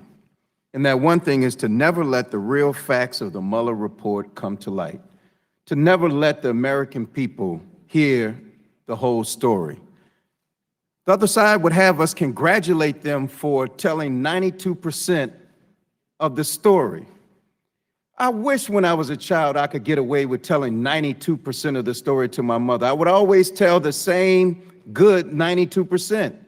And I would leave all the bad deeds, lies, and crimes in the 8% that I don't tell. So you get no profile and courage. You don't get the Nobel Peace Prize, and you certainly don't get any award for honesty for giving out 92% of the whole story to the American people. But the real story of what we're doing today is that the president needed something to hang his hat on to prevent anyone who had anything to do with compiling the report from putting their hand on a Bible and taking an oath to tell the truth. And that's what we're going to ultimately have, is the president obstructing the testimony of everyone involved in the Mueller report, while he tells the national people and continues to promote and articulate and push and offer lies and fake news about the contents of the report without ever letting the American people see the whole truth and nothing but the truth. But I will tell the American people that are watching today that we have a solemn obligation to the Constitution. We have a solemn obligation to defend our democracy, to protect the homeland, to protect the right of the American citizens to have a free, open, fair election without the interference of any foreign countries, especially Russia. The bad news is that this will never be neat. This will never be clean. This will never be easy. This will never be convenient. This will be messy. But the one thing that the American people should know is that we're here at the right time to protect our democracy, and that the Democrats are not going to give up on our constitutional duty. We're not going to run or abandon this country or our citizens. We will never run. We will never retreat when we're fighting to save our country. And for the messiness, it will be that way sometimes. But the fight is necessary to protect this great country and to continue to move it towards being a more perfect union. There are too many people in this country's history that have given their life, blood, sweat, and tears to get us to be the great country that we are today. We will not let one administration, certainly not one person, we will not let one party be enablers to the criminal acts that we see over and over again. So just so that I can deal and speak in facts, so people won't just think that they're the Democrats go again. There have been 199 criminal acts that have come out of the investigation. There have been 34 individuals charged with crimes. There have been 3 companies charged with crimes. So let's just look at the orbit around this administration and see how fake this is. The former campaign manager in jail, former national security advisor in jail, the president's personal lawyer in jail. This is not a witch hunt. If it looks like a duck, walks like a duck, and quacks like a duck, it's a duck. And if it looks like obstruction, sounds like obstruction, smells like obstruction, it's obstruction. Thank you, Mr. Chairman. I yield back. Mr. Chairman. Who seeks recognition? Gentleman, for what purpose does the gentleman from Arizona seek recognition? Move to strike the last word. Gentleman is recognized. Thank you, Mr. Chairman. Last week we saw an attempt to change the rules of this committee that defied the historical precedent of by applying only impeachment proceedings to Attorney General William Barr. And today, we're zipping right along, and we know that my colleagues on the other side have the votes. They're gonna try to hold this Attorney General in contempt. But I'm interested to see the look on the judge's face when my colleagues from the other side present these facts. Court's going to say, "What'd you do? Were you in negotiations?" Well, we were, but we scuttled that because we refused to hear from the Attorney General because we changed the rules. Judge, we changed the rules so the Attorney General didn't come in. He offered to let us view the less redacted report, but I didn't do that. I didn't even bother to go down there and look at that report. He offered to have staff members view the less redacted report with me. I said, no, we're not going to do that either. He permitted us to take notes on the less redacted report, and we rejected that as well. He asked us to continue to negotiate, see if we could work out our differences, but I rejected that as well. We attempted to compel him to respond in spite of federal law on Rule 6E, the grand jury material we've heard so much about today. We knew that there were some other witnesses that were important that might have shed light on this as well, but we didn't hold a hearing with DAG Rosenstein. We didn't hold a hearing on Mueller before we issued our contempt citation. We didn't seek closed-door, confidential, classified hearings with any of these individuals. In fact, Judge, you know what we did? We undercut our whole argument by making the argument to Mr. Barr, saying, hey, look, Mr. Barr, why don't you just join us?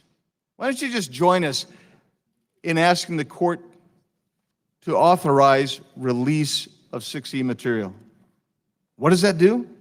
It says, quite frankly, that the folks that will be sitting there before a court propounding execution of a contempt citation, they're going to have the great privilege of saying, yeah, we put a sword of Damocles over William Barr. We created a Hobson choice. We said, guess what, Mr. Barr? You either get held in contempt or you violate federal law. Because that's just the way we do things in the Judiciary Committee these days. That's just the way it is. That is unprecedented and will hold this committee up to derision. And as my colleague, Mr. Johnson from Louisiana said, there was a case that just came out last month which said, and this gets to my colleague from Georgia who said, you can't be misled, there are exceptions. That's right, and the court said you must fit within one of those exceptions before you can release Rule 6E material. But don't be misled, because nothing we're doing here today fits in to the Rule 6E exceptions. There's not an authorization under the 6E provisions right now. So there's going to be a problem, and I can't wait to see the look on the judge's face when these guys try to explain, well, we were trying to pigeonhole into something that's 6E. And then I'll just close in this area. When I hear that the wrecking ball is being taken to the Constitution, that it's being trampled upon, that there's a continued breakdown of constitutional order, these kind of arguments made over and over again, I can't help but say, if you think this administration, this president is so dangerous, where's Why aren't you acting on the many resolutions for impeachment you've already introduced? I mean, Mr. Johnson was pretty clear. This whole thing is about impeachment. Well, take it to the American people. Take it, file your resolution. You've already filed them. Act on them. With that, my time is up. Thank you. The gentleman, for what purpose is the gentleman from New York seek recognition? I move to strike the last word. Gentleman is recognized. Let me first just say that I expect that when the court does hear this challenge, if it comes to that, I expect that she will rule in favor of the constitutional separation and checks and balances in our oversight function. I really don't understand the arguments that have been articulated by my colleagues. And as I understand it, there have been three different reasons that have been suggested for opposing our effort to simply uphold our Article I responsibility as a separate and co-equal branch of government. One, that this whole thing is a politically inspired witch hunt. Nonsense. Two, they want to all of a sudden protect the reputational interests of innocent Americans. Nonsense. Three, this blanket assertion of executive privilege. Nonsense. Let's take all three. First of all, 17 different intelligence agencies have concluded that Russia interfered with our election, attacked our democracy for the sole purpose of artificially placing someone at 1600 Pennsylvania Avenue. They were successful. And that's also what the Mueller report shows. This is not a politically inspired witch hunt. I'm confused. Every single person at the helm of this investigation is a Republican. The person who initiated the investigation, former FBI Director James Comey, Republican. The FBI Director who replaced him and presided over the investigation, Christopher Wray, Republican. The person who decided to appoint a special counsel to preside over the investigation and then monitored it at the helm of the Department of Justice, the Deputy Attorney General, Rod Rosenstein, Republican. The person who actually conducted the investigation, a war hero, a law enforcement professional, Bob Mueller, lifetime Republican. Who is the Attorney General going to investigate? The Republican Party? The notion that it's a politically inspired witch hunt is just one of 10,000 or more misrepresentations that have been spun out of 1600 Pennsylvania Avenue. It's a shame that you choose to adopt it and parrot it. Second thing, reputational interests? Really? Many of my colleagues on the other side of the aisle actually perpetrated a witch hunt as it relates to securing more than 800,000 documents from this very same Department of Justice without regard to the reputational interests of Americans who have served this country. You weren't concerned with the reputational interests of Hillary Clinton. In fact, the top Republican said that the sole objective was to undermine her, the former First Lady and Secretary of State. You weren't concerned with the reputational interests of Peter Strzok and Lisa Page. In fact, you embarrassed those two. They made mistakes, but you embarrassed those two. You weren't concerned with the reputational interests of Andy McCabe. So don't peddle that phony argument to us. This very same Department of Justice turned over 800,000 pages of documents, but they won't turn over a single page pursuant to a legitimately issued subpoena? And then you want to assert executive privilege. Are you kidding me? You can't assert executive privilege after the fact when the closest advisors to the president have already spoken to Team Mueller. Wait a second, let's try to go through this. White House counsel Don McCann talked to Mueller. There's no assertion of executive privilege. White House press secretary Sarah Huckabee Sanders talked to Mueller. No assertion of executive privilege. White House Communications Director Hope Hicks talked to Mueller. There was no assertion of executive privilege. It's a phony argument. The House is a separate and co-equal branch of government.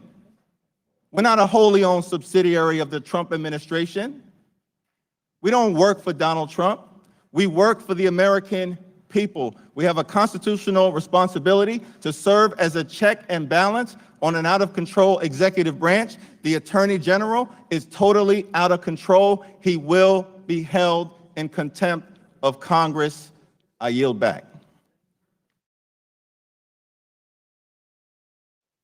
What purpose does the gentleman from California seek recognition? Strike the last word. Gentleman is recognized. Thank you. Mr. Chairman, this subpoena puts the Attorney General in legal catch-22. To comply with the subpoena, he must break the law. If he obeys the law, he must disobey the subpoena. Every person on this committee knows that the law forbids release of grand jury testimony. Congress is the law-making branch of government. If this committee feels it's so important to see the grand jury testimony, it can change the law. But it cannot order the highest-ranking law enforcement official in our country to break that law. You know, the American people can plainly see what's going on here.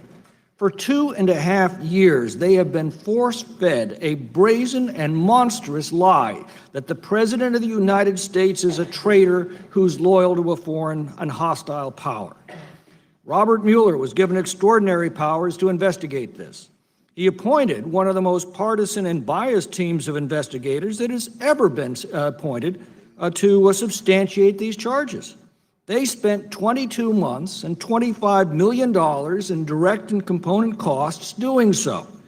They employed some of the most abusive tactics, among them perjury traps and threatening family members, in order to turn up some shred of evidence to confirm this narrative. The Trump administration gave them every document they requested and even waived attorney-client privilege to make the president's personal attorney available for 30 hours of testimony. Though the president had the clear constitutional authority to terminate or interfere with the investigation, he did not. Well, after all that, they were forced to admit that there's not a shred of evidence to support this lie. We're now learning it was predicated on a fake dossier fabricated by the Clinton campaign and was used by the highest-ranking officials of the Department of Justice, the FBI, our intelligence agencies, and perhaps even the White House.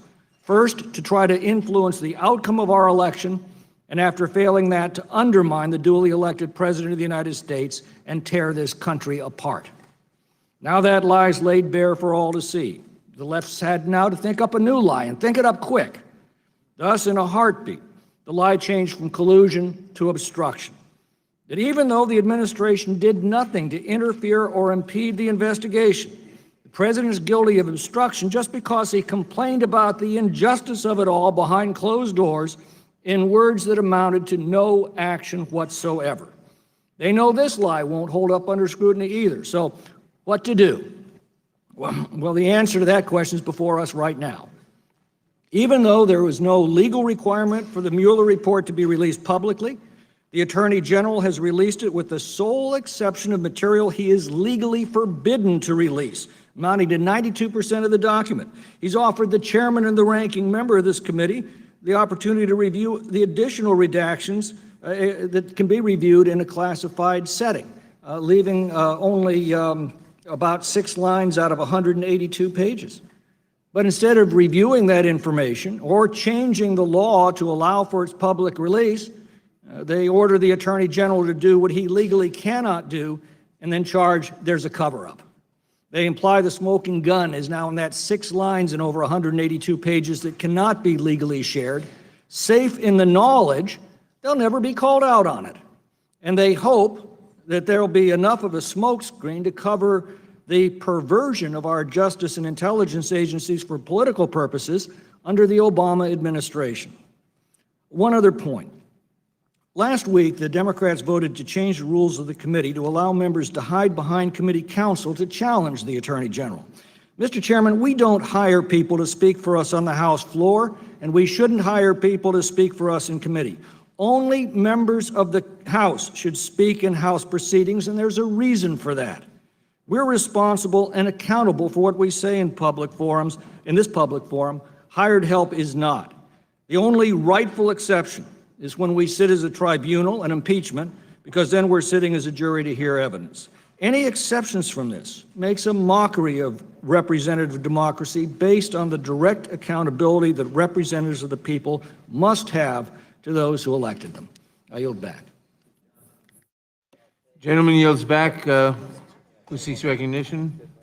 For what purpose does the gentleman from Rhode Island seek recognition? I move to strike the last word. Gentleman is recognized. Thank you, Mr. Chairman. I want to begin by thanking you, Chairman Nadler, for your extraordinary patience and determination and respectful manner in which you have sought to obtain the information that the subpoena requires. And I think we all recognize that you have extended yourself above and beyond to try to accommodate the Attorney General. But we are here for one very important reason. And I think people should recognize that this is a deadly, serious moment. The rule of law and our basic institutions that have made our democracy the envy of the world are being tested. The American people are watching, and freedom-seeking people around the world are watching. They're seeing whether or not our commitment to the rule of law, to the notion that we are a country of laws, not of men and women, and that no one is above the law, including the President of the United States. And it reminds us that we fought our independence to be free from a monarchy so that we could live in a democracy. And so we see the President who is attempting to destroy basic institutions of government by directing his Attorney General and others in administration to stonewall the American people. This is a crisis. Now, it's sad today that Attorney General Barr, who has refused to comply with a lawfully issued subpoena, and that behavior is unfortunately consistent with his overt campaign to protect the President of the United States. President Trump wanted his Roy Cohn, and he got his Roy Cohn. The Attorney General has demonstrated that he understands loyalty to the President rather than the oath to the Constitution. The Attorney General tried to shape the narrative of the Russia investigation from day one when he wrote a 4-page document, which was grossly misleading, where he took 4 pieces of 4 different sentences to capture a 400-page report. The report also directly contradicts several statements that the Attorney General made during his press conference, which he had before a single person was allowed to read the report. He said the President fully cooperated. We know, of course, the President refused to be interviewed, and his associates destroyed evidence relative to the investigation. He also publicly cleared the Trump campaign of coordinating with Russia while entirely leaving out the critical finding in the Mueller report that the Trump campaign was fully aware and expected to benefit electorally from information stolen and released through the Russian campaign. Since Mr. Mueller has completed the investigation, Mr. Barr has refused to release the full report to Congress, even after the issuance of a lawful subpoena. He's also refused to provide any of the underlying evidence. In fact, he's refused to do anything other than provide political cover to the President. In fact, when he was asked directly about his 4-page summary, he even said that he wasn't aware of what Mr. Mueller's position was on his summary, and we learned later that Mr. Mueller had written a letter criticizing his characterization and then had a 15-minute phone call doing the same, and Mr. Barr never shared that as well. And so we see an Attorney General who has set out to protect the President at all costs, and now we learn this morning in a letter from Mr. Barr that he's working with the President of the United States to try to provide a legal strategy to further obstruct justice and stonewall the American people by invoking executive privilege retroactively in a context where he knows it is not applicable. And really an effort to say, can we work together to try to prevent the American people from learning the full truth? And you know, it's kind of curious that the President said complete exoneration. You think he would be rushing to get this report released if it really was a complete exoneration, but we know it's not. And so this is a question for us to decide as a committee. Are we going to allow the executive branch to decide for us what we will get to see in order to conduct congressional oversight? If it is up to the executive branch and they decide what witnesses we can call, what documents can be produced, they will have effectively extinguished the right of congressional oversight. We cannot allow that to happen. We are, in fact, here on behalf of the American people to get to the truth, to gather the facts so we can make informed judgments on how to proceed next and what action to take next. We have a responsibility to ensure that people who are served with a subpoena comply with it, whoever you are, no matter how important you think you are. We live in a democracy and everyone must be treated the same. This is a search for the truth to demonstrate no one is above the law, including the President of the United States and the Attorney General of the United States, and that individuals must be held accountable for their misconduct. And so we have to gather up that evidence. I am saddened to hear my Republican colleagues who think this is anything but that. This is our responsibility. We took an oath. Our constituents and the American people are watching us, and the world is watching us. We must do the right thing. We must compel Mr. Barr to comply with a lawfully issued subpoena by this committee and get to the work of oversight, finding the truth wherever it leads us, and demonstrating most of all, in this country, no one is above the law, including the President of the United States. And with that, I yield back. Mr. Chairman, Yeah, for what purpose is the gentlelady from Alabama seek recognition? I move to strike the last word. Gentlelady is recognized. Mr. Chairman, we've heard over and over again how the Attorney General has not accommodated this committee's demands, but let's walk through the timeline. I ask unanimous consent that the full timeline be included in the record. Without objection. On March 22nd, 2019, the Attorney General immediately notified the chairman and ranking members of the House and Senate committees on judiciary that he had received the confidential report from the special counsel. On March 24, 2019, 2 days later, the Attorney General informed Congress of the special counsel's principal conclusions. On March 29, 2019, 5 days later, the Attorney General updated Congress on the department's review and outlined the 4 categories of redactions that the department, with the special counsel's assistance, intended to make prior to the public release of the confidential report. On April 18, 2019, less than a month after receiving the confidential report, the Attorney General made the redacted version available to Congress and the public. However, on April 18, 2019, the same day, the Attorney General released the confidential report and made the minimally redacted version of the confidential report available for review. Chairman Nadler issued a subpoena to the Attorney General. On April 19, 2019, those House and Senate Democrats invited to review the minimally redacted confidential report wrote the department to refuse the Attorney General's offer. To date, not a single Democrat, including Chairman Nadler, has reviewed the minimally redacted report. On May 1, 2019, the Attorney General voluntarily appeared before the Senate Committee on Judiciary, providing more than 5 hours of testimony regarding the special counsel's investigation and confidential report. The Attorney General had previously volunteered to appear before both the Senate and House Judiciary Committees. On May 2, 2019, Chairman Nadler's extraordinary and unreasonable demand that congressional staffers question the Attorney General, a cabinet secretary, in an oversight hearing, forced the Attorney General to forego the hearing. On May 6, 2019, less than 3 weeks after issuing the subpoena, Chairman Nadler introduced a resolution to hold the Attorney General in contempt. Also on May 16, 2019, in an effort to accommodate the committee's interest, the department wrote Chairman Nadler emphasizing, quote, the Department of Justice continued willingness to engage in good faith with the committee on these issues consistent with its obligations under the law. End quote. The department offered to meet to, quote, negotiate an accommodation that meets the legitimate interest of each of our co-equal branches of the government, end quote. On May 7, 2019, the department met with the committee staff to offer additional accommodations in exchange for the committee postponing the scheduled contempt vote, including DOJ would significantly ease restrictions on the review of the less redacted report to allow designated members and staff to more easily review the report and confer with each other. DOJ would expeditiously bring the minimally redacted version of the confidential report to the House of Representatives to facilitate the chairman's review. DOJ would meet next week to discuss the remainder of the committee's request, including prioritized requests for documents. DOJ also signaled it was open to further discussions and accommodations. This was done by DOJ in good faith. Just hours later, Democrats inexplicitly and unreasonably rejected these additional offers.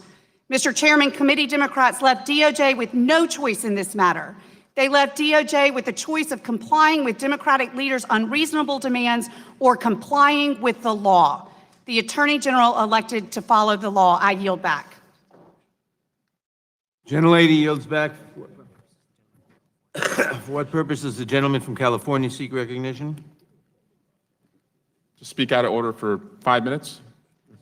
To strike the last word. Strike the last word for 5 minutes. Thank you, Mr. Chairman.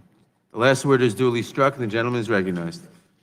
Mr. Chairman, I want to remind everyone why we are here. We are here because a report chronicled an attack on America. We were attacked by a foreign adversary. And we have an attorney general who refuses to give us the details of that attack.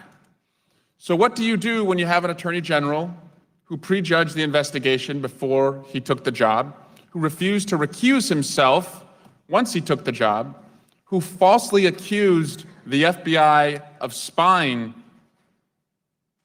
on the Trump campaign, who lied to Congress, and failed to comply with a lawful subpoena? What do you do when someone conducts themselves that way? Mr. Chairman, you hold them in contempt. And I would go as so far to say, then you move to impeach him. And you do the same thing to anyone else who doesn't want to follow the law.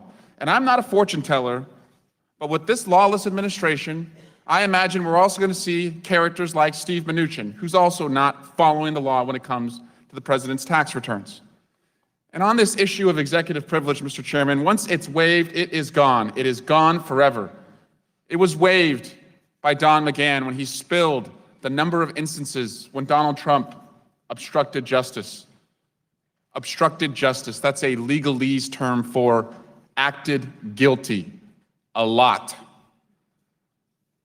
This isn't about executive privilege. It's about burying the evidence, Mr. Chairman. If it was about executive privilege, the Attorney General would not have offered you to be able to view the documents and then tell you that you can't tell anyone what you saw. I thank you for not taking the latest Trump hush offer. We were attacked.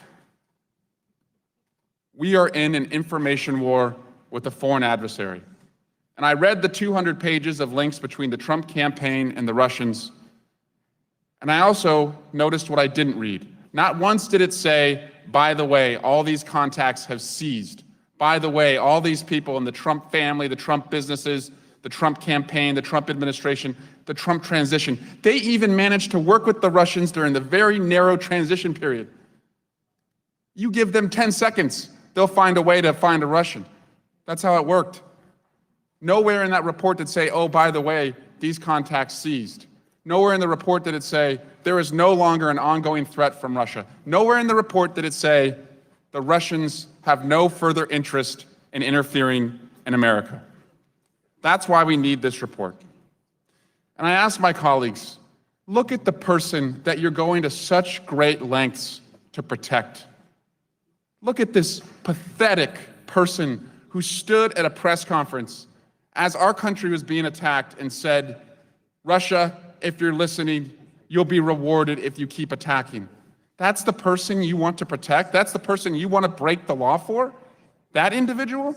And what does this person do after a 400-page report comes out?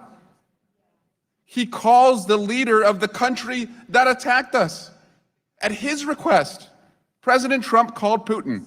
They talked for 90 minutes. President Trump described it as Putin was smiling. That's your leader, the commander-in-chief. He called the guy that attacked us.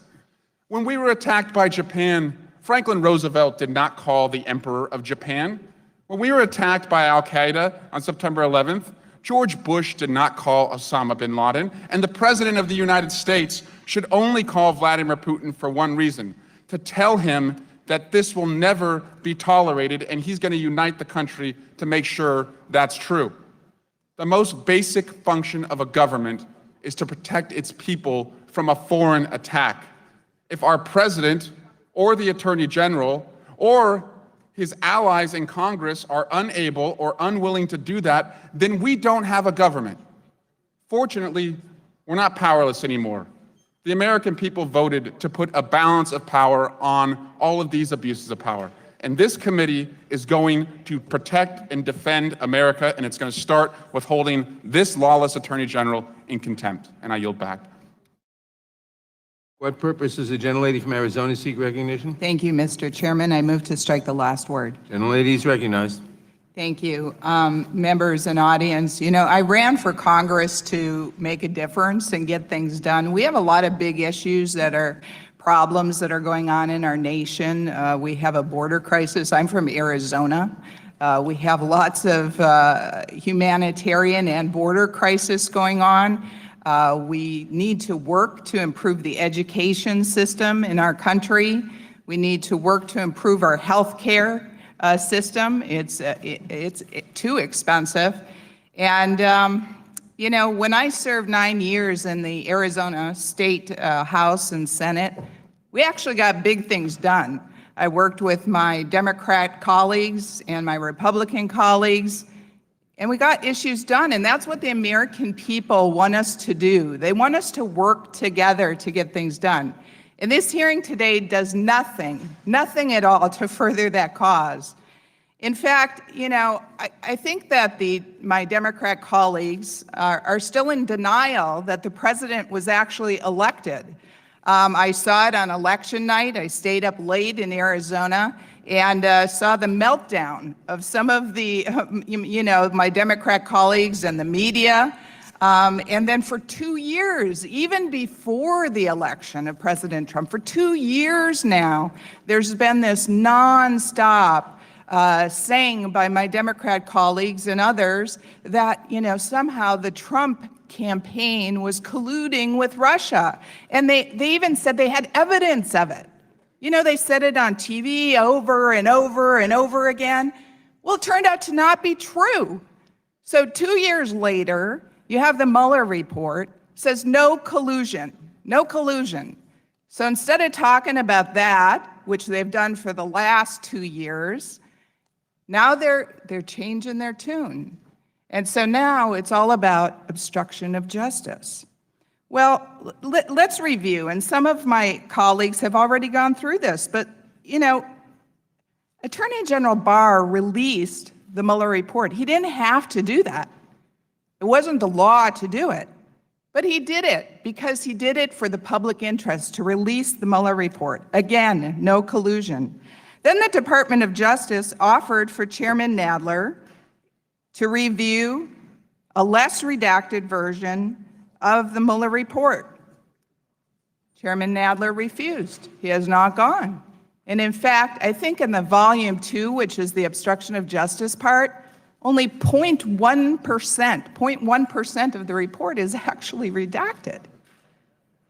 Then Attorney General Barr agreed to testify right here in Judiciary Committee on May 2nd. And what happened? Instead of us being able to hear from him and ask him questions, Chairman Nadler insisted that the staff should question the Attorney General Barr, which is unprecedented in this committee. You know, I believe, I don't know, I can't read his heart, but I believe this was done for headlines. I mean, here we had right there a blank chair, an open chair with a name tag of the Attorney General Barr, and then we had a member from this committee eat chicken and pose with a ceramic chicken. I mean, this is all political theater and political show that makes for, you know, good TV. But are we getting things done? No, we are not getting things done.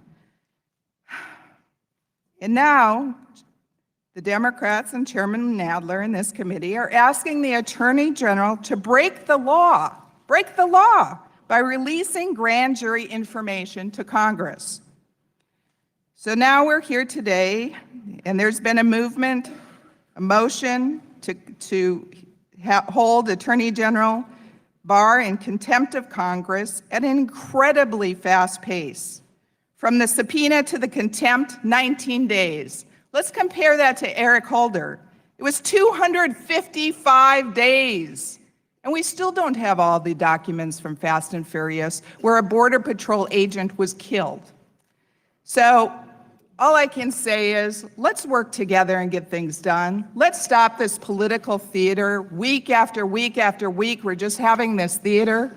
The American people want us to work together to work on the big issues. Let's secure the border. Let's improve education. Let's improve health care. Let's stop this political theater. I yield back. Gentlelady yields back. The gentleman, for what purpose does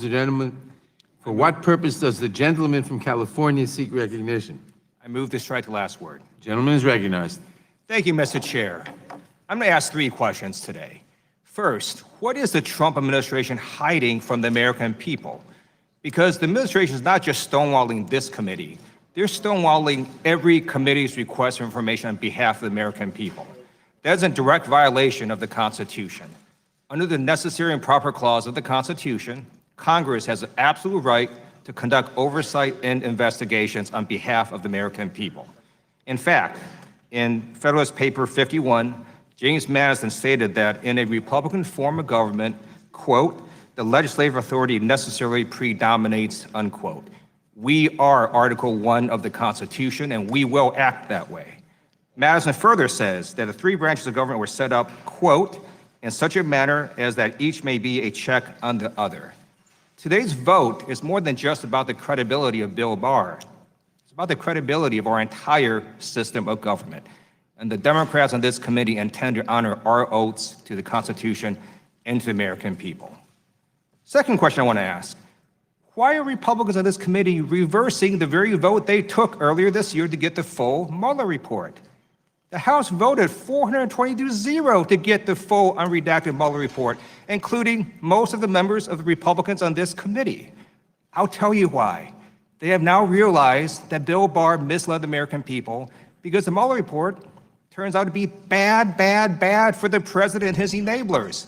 The report shows that the Trump campaign engaged in numerous contacts with Russian agents, that they knew the Russians were going to interfere in American elections. They welcomed it, they embraced it, and they knew it was going to help the president win the election. That is immoral, that is wrong, that is unpatriotic. And that's just volume 1 of the report. Volume 2 of the report lays out 10 instances at least of obstruction of justice. Over 500 former prosecutors have now written a letter saying to any ordinary American faced with this amount of evidence, it would have resulted in multiple felony charges. That's why it's so important we get the full unredacted report and the underlying evidence behind these charges, especially because Bill Barr admitted under oath he didn't even read the underlying evidence before he wrote his misleading summary. And I'd like to also now correct a misleading talking point of my Republican colleagues, where they say somehow Bill Barr is complying with the law. No, no, no. The congressional subpoena is the law. How do we know that? That's what the court upheld during Watergate. Leon Jaworski, the special prosecutor, issued a report.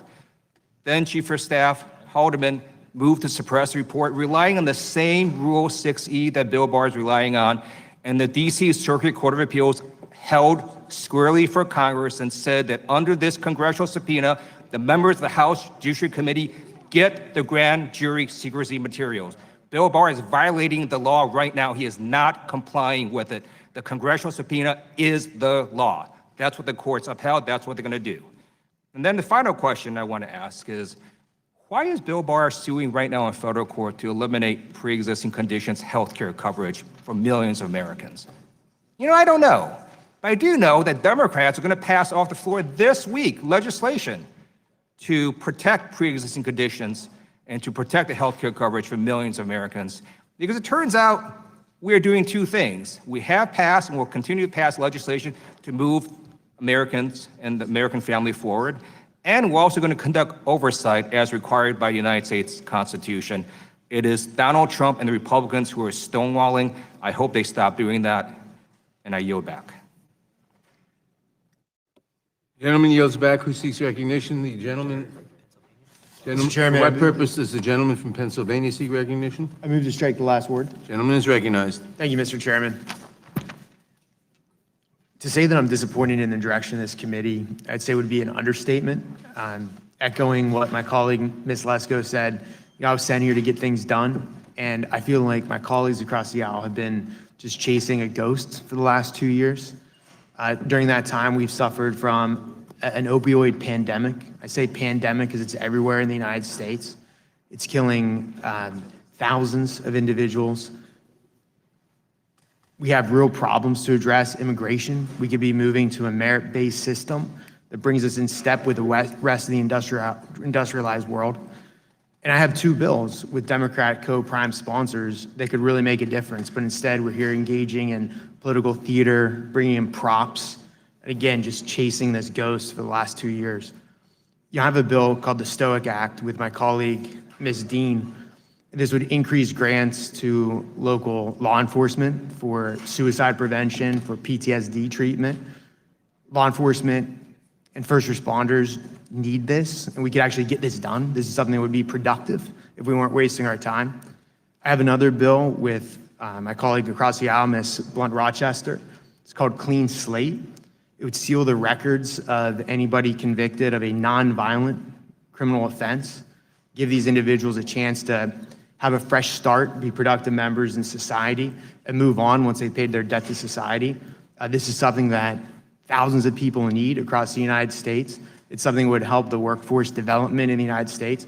But again, instead, we're here for 2 years chasing ghosts. So again, to say that I'm disappointed in the direction of this committee is an understatement, especially when we have real work that we could be focused on. With that, I would yield the balance of my time to Ranking Member Doug Collins.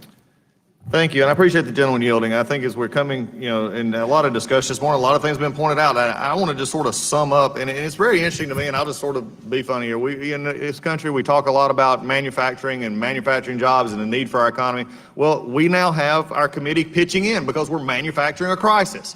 We're manufacturing something that doesn't need to exist and doesn't need to happen. In fact, the reason I know it's a manufactured crisis, I go back to the very words of many on the other side a few years ago, and even my chairman, when they joined a walk-off of the House floor chamber to protest, in his words, the shameful and politically motivated GOP vote holding Eric Holder, Attorney General, in contempt.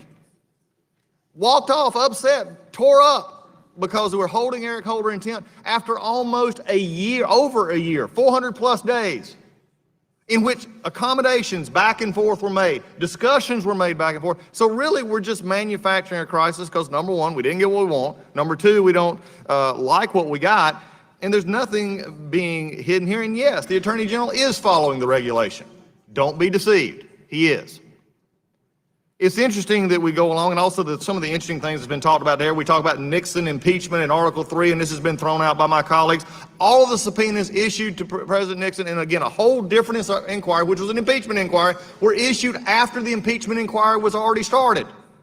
These were not before the impeachment inquiry, they were after, and that's what we found that. In fact, the impeachment inquiry was opened on October 30th, 1973.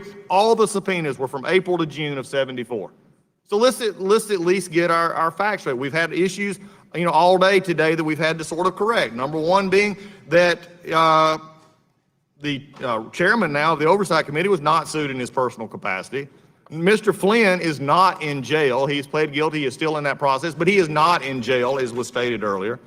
And also, though, I think we've finally come to the conclusion that I think we've all been waiting for, and it was really something interesting to come. And that was that my friend from Georgia actually gave us. And it was really sort of summed up this entire thing. It's what I talked about last week. It's what I talk about now. And my friend from Georgia said, and he brought down the curtain on this entire thing when he said, no documents, how do we impeach? If we don't have the documents, how do we impeach? Because right now, let's be honest, by that very statement, he's making the claim that they don't have enough to impeach because Mueller didn't give them impeachment. The report did not show collusion and did not charge obstruction. There's nothing to impeach. So now we got to dig deeper. And my question is this. An investigation of and I'll agree with my friends across the aisle, from a top-notch investigator, from top-notch attorneys who had unlimited access to a grand jury, unlimited access to subpoenas, unlimited access to investigators, and over $30 million at least in budget, which is larger than any House committee. And we think we're going to find out something more than he found out? Come on, we're manufacturing a crisis, and that's why we're here. And I yield back. Gentleman yields back. Does any member seek recognition? Gentleman from Maryland is recognized. Thank you, Madam Chair. Move to strike the last word. Gentleman is recognized. Thank you. Madam Chair, Tom Paine said that in the monarchies, the king is law, but in the democracies, the law is king. That is the principle at stake in America today. The President of the United States and all of us who seek and attain public office are nothing but the servants of the people and the servants of the law. And the moment that we forget that and we begin to act like the masters of the people and the masters of the law, then we put our jobs at risk. If the gentleman from Florida is so convinced that the Mueller report offers complete and total exoneration of the president, why doesn't he want the Congress and the American people to see it? Well, he says the Attorney General has only redacted 8% of the report. Madam Chair, you could redact 8% of the Constitution of the United States and get rid of freedom of the speech, freedom of the press, religious freedom, equal protection, and due process. You wouldn't have enough room to get rid of Article 1 of the Constitution, which is, I know, what some would like to do today. But Article 1 is the provision in the Constitution that establishes the powers of Congress, the lawmaking branch, the branch of the people. The president's sole job, primary job after being commander-in-chief, is to take care that the laws are faithfully executed, not circumvented, not defied, and not violated. Now, Madam Chair, I think we need to remark how far this president has lowered our country. First, they destroy the norms and the values of society, things that we'd always taken for granted. You don't mock people with disabilities. Men don't mock women's bodies on television. You don't ridicule people and give them obnoxious nicknames, at least after you graduate from the 3rd grade. You don't falsely accuse other political leaders of treason. You don't accuse other political leaders' parents of assassinating President Kennedy. You don't use disgusting, profane language to disparage other countries, and you don't call neo-Nazis and Klansmen very fine people. You don't give aid and comfort to the dictators of the world like Kim Jong-un and Vladimir Putin by flattering them and being their sycophants. But then you destroy the norms and the values of your office. You call the press the enemy of the people. You call true facts fake news, and you call fake news true facts. You vilify and you demonize the hardworking employees of the Department of Justice and the FBI. You accuse them of being part of a fantasy deep state conspiracy just for doing their jobs. You falsely claim that millions of people voted illegally while you deny and dismiss the finding of Special Counsel Mueller that there was a sweeping and systematic campaign to disrupt our elections in 2016. You refuse to divest yourself of your business interests or to put them in a blind trust as other presidents have done. You travel to your own business properties and hotels on government expense. You double initiation fees to Mar-a-Lago. You turn the government of the United States into a money-making operation for your family, for your business, and for yourself. And then you violate and undermine the laws of the United States. You sabotage the Affordable Care Act to try to deny millions of people access to their health care. You separate children from their parents at the border. You pull out of the Paris Climate Agreement, making our country an international environmental pariah and outlaw state. You lie about what science has shown about climate change. You call it a Chinese hoax. You collect millions of dollars from foreign princes and kings and governments in violation of Article 1, Section 9, Clause 8 of the Constitution. And now the president, aided and abetted by the Attorney General, tears at the very fabric of our Constitution. He orders that a curtain be pulled down over the executive branch. He says there will be no cooperation with the lawful demands of Congress for information. Congress shouldn't be looking anymore. The President King declares, this is all. It's done. No tax returns, no Mueller report, no witnesses, not Don McGahn, not John Gore. The president declares himself above and beyond the law. The Supreme Court has repeatedly stated that it is an essential and integral aspect of our power under Article 1 to do fact-finding investigations for the people. James Madison said, knowledge will forever govern ignorance, and those who mean to be their own governors must arm themselves with the power that knowledge gives. The people, through the Constitution, gave us that power. We must exercise it. If you act with contempt for the people and Congress, we will find you in contempt of the people and of Congress. And I support the resolution. I yield back, Mr. Chairman. The gentleman yields back. For what purpose does the gentleman from Virginia seek recognition? Move to strike the last word. Gentleman is recognized. Thank you, Mr. Chairman. As I've sat here and listened, it's getting more and more frustrating to me, and I am sure to people watching at home, how distracted this committee is getting from the issues that truly matter to the American people. And we heard Congresswoman Lesko speak to those. When I get home, my constituents want to know, are we addressing the availability of health care and the accessibility of health care after the skyrocketing premiums that came into place from Obamacare? Are we taking action to reform and renew our highway and infrastructure system to keep up with our booming economy? Are we working to stop the wave of illegal immigration flowing across our borders? These are just a handful of issues that we should be working on. We should be looking at ways to reduce government regulations and find ways to put more money back in Americans' pockets. And instead, my colleagues on the other side of the aisle are calling for more and more investigation, pursuit of documents, even those they're not entitled to receive. And without a judicial proceeding, my colleague from California argues that we are entitled to receive it, not without a judicial proceeding. They are in search of a smoking gun of collusion, conspiracy with Russia that does not exist. Volume 1 of the Mueller report shows clearly it does not exist. Some of my colleagues are running for president on that ghost, on that very ghost, that somehow collusion with Russia still exists somewhere. This report proves there was no conspiracy. I was interviewed a while back, and I said, I hope that as much as possible is released to the American people, because whatever is redacted, they're going to point to and say, aha, that's where the smoking gun is. And sure enough, my colleagues on this committee just 5 minutes ago said, aha, that's where important information must be. Well, without a court order, that grand jury testimony is not allowed to be released. That is the law, and we talk about the rule of law. We talk past each other about the rule of law, but the law is the law, and a subpoena is not the law when it comes to grand jury testimony and whether that can be released.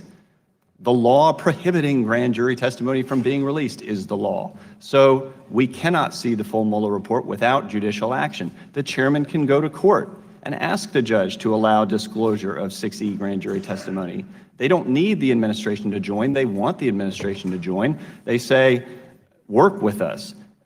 But has the chairman, has this committee worked with the administration when it comes to the Attorney General appearing before this committee and getting questioned by staff members recently hired onto the committee? No, apparently not. In fact, the chairman hasn't even reviewed the unredacted version that's been provided. I listened with interest as the chairman mentioned in his remarks how important it is that we all read the report, but he hasn't gone down to read the report. This is a charade, and I have never seen anything like it. 225 days progressed from subpoena of Eric Holder to a contempt vote. This circus, 19 days. It's clear that this is just a game for the majority, and now that they have a bad hand, they're bluffing. Give us the unredacted report. Bill Barr is biased. Don't worry about what the law says. The only bias is the blind hatred of this president and disdain for the rules of this House and the rule of law that is in this Constitution. In the views and actions of the majority, the drive for impeachment trumps all. And yes, if it walks like a duck and talks like a duck, it's a duck. So they're trying to impeach the duck. It trumps the truth. It trumps the historic precedents of this committee, and it apparently trumps the laws of this nation. I'm honored to be a member of this House of Representatives. I'm honored to be a member of this committee, but that honor has been tarnished by the blatantly partisan actions of this committee today and the willful ignorance of this committee to the rule of law. I yield back.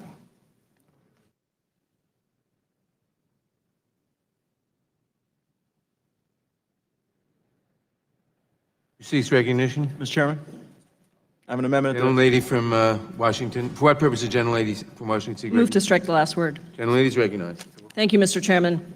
Mr. Chairman, this is definitely not a game. This is one of the most serious moments our democracy has faced, and it is a test. It is a test against an administration that is continually disregarding Congress. An administration that seems to have no regard for checks and balances. It is unprecedented for a president to say that he will provide no cooperation with authorized subpoenas from Congress, no cooperation with witnesses coming to testify before Congress, and now, just as we've seen in this letter, an unprecedented effort to exert executive privilege, sweeping executive privilege over the entire Mueller report. Mr. President, Mr. Chairman, this is a lawless administration. And why is this important? I think we have to talk about this in a way that hopefully anybody who's watching can understand. Our system is based on checks and balances. That is part of our democracy. It is part of what our Constitution was geared to do. Our Constitution said we will get our power as members of Congress from you, from the American people who vote us in as members of Congress. And then you give us the power to write the laws of this democracy. Then the Constitution says, and the president is there to faithfully execute those laws. And by the way, when the founders framed this Constitution, what they were afraid of is that there would be power concentrated in the hands of very few people or in the hands of one person. And so what they did is they framed the Constitution so that they included checks and balances with 3 co-equal branches of government, at least co-equal. We are Article 1. But at least co-equal. And that was in order for each branch to have jurisdiction and authority over making sure another branch was not abusing their power, not obstructing justice, not using power for their own purpose instead of for the American people. And so now, if we have one branch saying we are not going to respect the authority of a co-equal branch, that puts us in a very, very dangerous position. And why is it that we want these materials? 100% of the materials, not 92%, not just the chairman with one staff member, and then he's not allowed to talk about it to anybody else, but everybody. And the chairman has been very generous. He conceded that it would just be the members of the Judiciary Committee and the Intelligence Committees that would look at the full report, not just the unredacted report, but the underlying evidence. Why is that important? Because we need to see everything that was in the report. And frankly, the Attorney General has misrepresented what is in the report. Just look at these articles, the discrepancy between the Mueller report and Barr's summary, how Barr's excerpts compare to the Mueller report's findings. You know why these articles were written? They were written because Attorney General Barr misrepresented what was in the Mueller report. Here are the words of Mr. Mueller himself. Barr's summary letter did not fully capture the context, nature, and substance of this office's work and conclusions. This threatens to undermine a central purpose for which the department appointed the special counsel, to assure full public confidence in the outcome of these investigations. So that is why we must see the full report, so that we can understand exactly what was in it. We can do our constitutional obligations. And I want to be clear that if the president refuses this request, refuses all subpoenas, refuses all witnesses, that affects every aspect of the American people's lives. It means that there is no oversight when the president seeks to strip health care away from millions of Americans. It means there is no oversight when this administration rips children away from their parents at the border. It means there is no oversight over the utilization of public power in the White House for personal gain.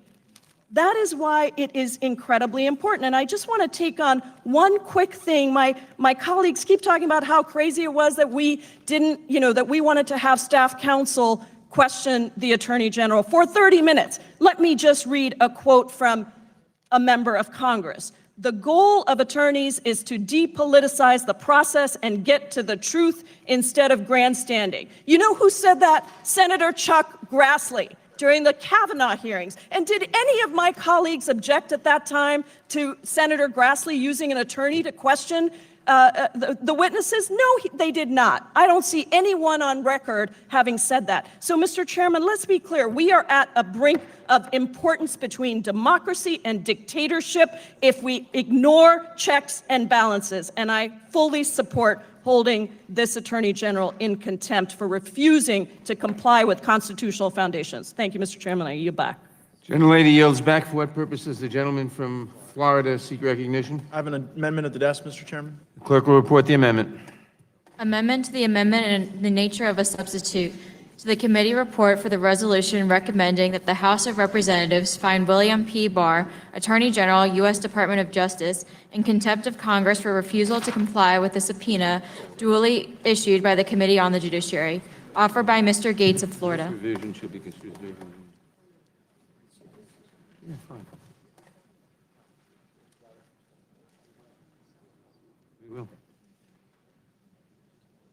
After the last paragraph on page 27, insert the following. Rule of construction, no provision in the Without resolution. objection, the amendment is considered as read. Gentleman is recognized.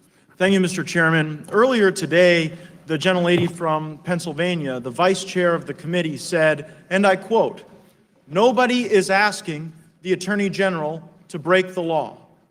Nobody is asking the Attorney General to break the law," close quote. And so that comment inspired me to write this amendment, to test the sincerity of that reflection by the leadership of the committee on the majority side. My amendment merely says that no element of the resolution or the report that's currently before the committee would be construed to require the Attorney General of the United States to break any law or break any rule of federal criminal procedure, expressly including but not limited to the rule that has the force of law that says that the Attorney General is not able to provide specific grand jury testimony. And so my hope is that my colleagues were in fact sincere, that this isn't about putting the Attorney General in a catch-22, but I fear that may not be the case.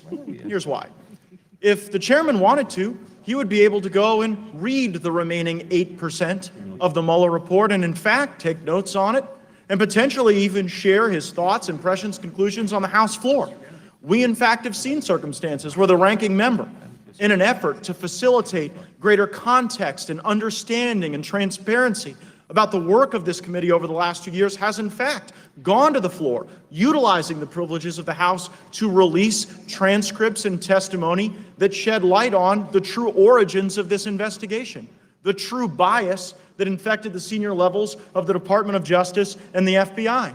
And so if that was what this was really about, my friend from Maryland, my friend from Washington both said, well, 8%, that could be the whole deal. That could be as significant as the freedom of speech and the freedom of press. I mean, we could find things in this 8% of the report that fundamentally reshape our understanding of the Mueller probe. If that's the case, then just do it. Go tell us what's in it. You have the ability to go read it, come back and share with the rest of the Congress and the rest of the country. Would the gentleman yield? Well, since my microphone was cut off last week, I'm going to try to use it all of this week when I have the time, so I'm not going to yield. I do think, though, that as we've heard our colleagues wax poetic about the rule of law, it's important to highlight some of their statements. My friend from Rhode Island said, the rule of law questions are deadly serious. Deadly serious, like life or death, these rule of law questions. And so if we are holding up the rule of law as this great virtue, why then would we ask the Attorney General to break the law in order to serve the rule of law? My friend from Washington said this is one of the greatest tests of the committee. This tests our muster and our merit to see whether we will continue this pursuit of the truth. It is my expectation that this is in fact on purpose, that what the majority has tried to do is put the Attorney General in a situation where they can generate conflict. And they need that conflict because they have a narrative of impeachment that currently binds their caucus. I mean, look, with the Democratic Party right now, you got a fundamental problem. You got one group of people who control the levers of power, the Speaker Pelosi's, and the senior leadership of the Democratic Party. And then you got this whole other batch of people who really control the energy of the party that are on this fast march to a factless impeachment. And so they have to go and generate these little skirmishes to keep the hamsters on the hamster wheel so their more rambunctious members won't rush to the floor in search of impeachment. And it's just, let's just be honest that that's why we're doing this. Let's be honest about the fact that you are using the Attorney General of the United States as a whipping boy because you can't go after a popular president who's got a humming economy, who has seen his approval rating rise since the release of the Mueller report. So do us all a favor. Do the rule of law a favor. Provide substantive legislation that reflects on the words your own committee leadership has used in this very meeting. That you will not use this process to impair the rule of law and to ask the Attorney General of the United States to break the law. And if, by the way, if there's nothing in your report or resolution that demands that the Attorney General break the law, vote for it. Vote for my amendment. But you won't, because you know the real purpose of this is to distract the country, create a fictitious conflict, and divide us even further after you were proven to not be telling the truth as a party about the Russian collusion hoax. I think we can do better. I think this amendment clarifies your words, but you won't vote for it because it's not really what you're doing. And I yield back. Gentleman yields back. I recognize myself for 5 minutes on the amendment. The gentleman's theories about motives and witch hunts and aside, which I don't agree with, obviously, although I do appreciate the gentleman's use of colorful imagery about the hamster on the hamster wheel. It has never been our intention, as we've stated before, to ask the Attorney General to violate the law. We've always intended, and we've made it very clear, that we wanted him to come to court with us to ask for an exemption to Rule 6E. But having said that, the amendment simply restates our intent, and therefore I accept the amendment. I urge my colleagues to support the amendment. Is there any further discussion on the amendment? Hearing none. Mr. Chairman. Gentleman from Arizona. For what purpose does the gentleman from Arizona seek recognition? Move to strike the last word. Gentleman's recognized. Thank you, Mr. Chairman. I do appreciate that your willingness to support the gentleman from Florida's amendment. I appreciate that. I'm going to also support and vote for that.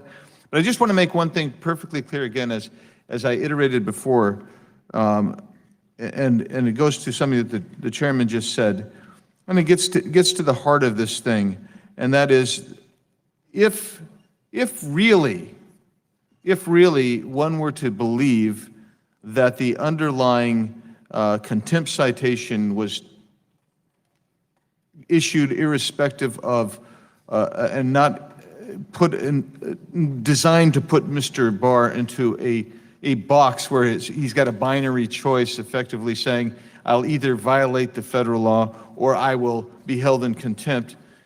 I just find it somewhat odd and awkward that he was invited then to go to court and appeal to the court and say, give me permission to reveal this redacted information pursuant to Rule 6E. I mean, I just think that's really interesting, because nobody would really say we need to go to court if you didn't believe that you didn't have authority. And that's, so it's obvious to me that maybe people don't believe they have the authority. They feel they need to go to court. And so I think this amendment, and I'm glad the chairman supports it, because I think this amendment clarifies that it's not the intention of this committee, and nor does Mr. Barr, is he obligated to violate the federal rules. And so with that, Will the gentleman yield? Chairman, I'll yield back. I'll yield back my time. Gentleman yields back. For what purpose does the gentlelady from California seek recognition? Strike the last word. Gentlelady is recognized. One of the great principles of legislating is to accept a win. So I'm hoping that we can agree to this and go on to what other further discussions we may have. I would just like to say that, as I listened to the debate, and I've listened carefully, the concept that it would be reasonable for Mr. Collins and Mr. Nadler to be the only one among our members to review this material is astonishing to me. For example, Mr. Sensenbrenner has been a member of Congress since 1979. that he would not have something to offer if he reviewed this is just not correct. I've been a member of this committee since 1995. I would have something, I think, to offer if I were to review this. So I hope that we can get past the idea that what's been accepted, proposed by the department and then withdrawn is an acceptable outcome. And I would yield to the chairman of the committee. I thank the gentlelady for yielding. I just want to comment on what was said a moment ago by Mr. Buck. As I said, Biggs, I'm sorry, but Mr. Biggs. As I've said repeatedly, and as the record will bear out,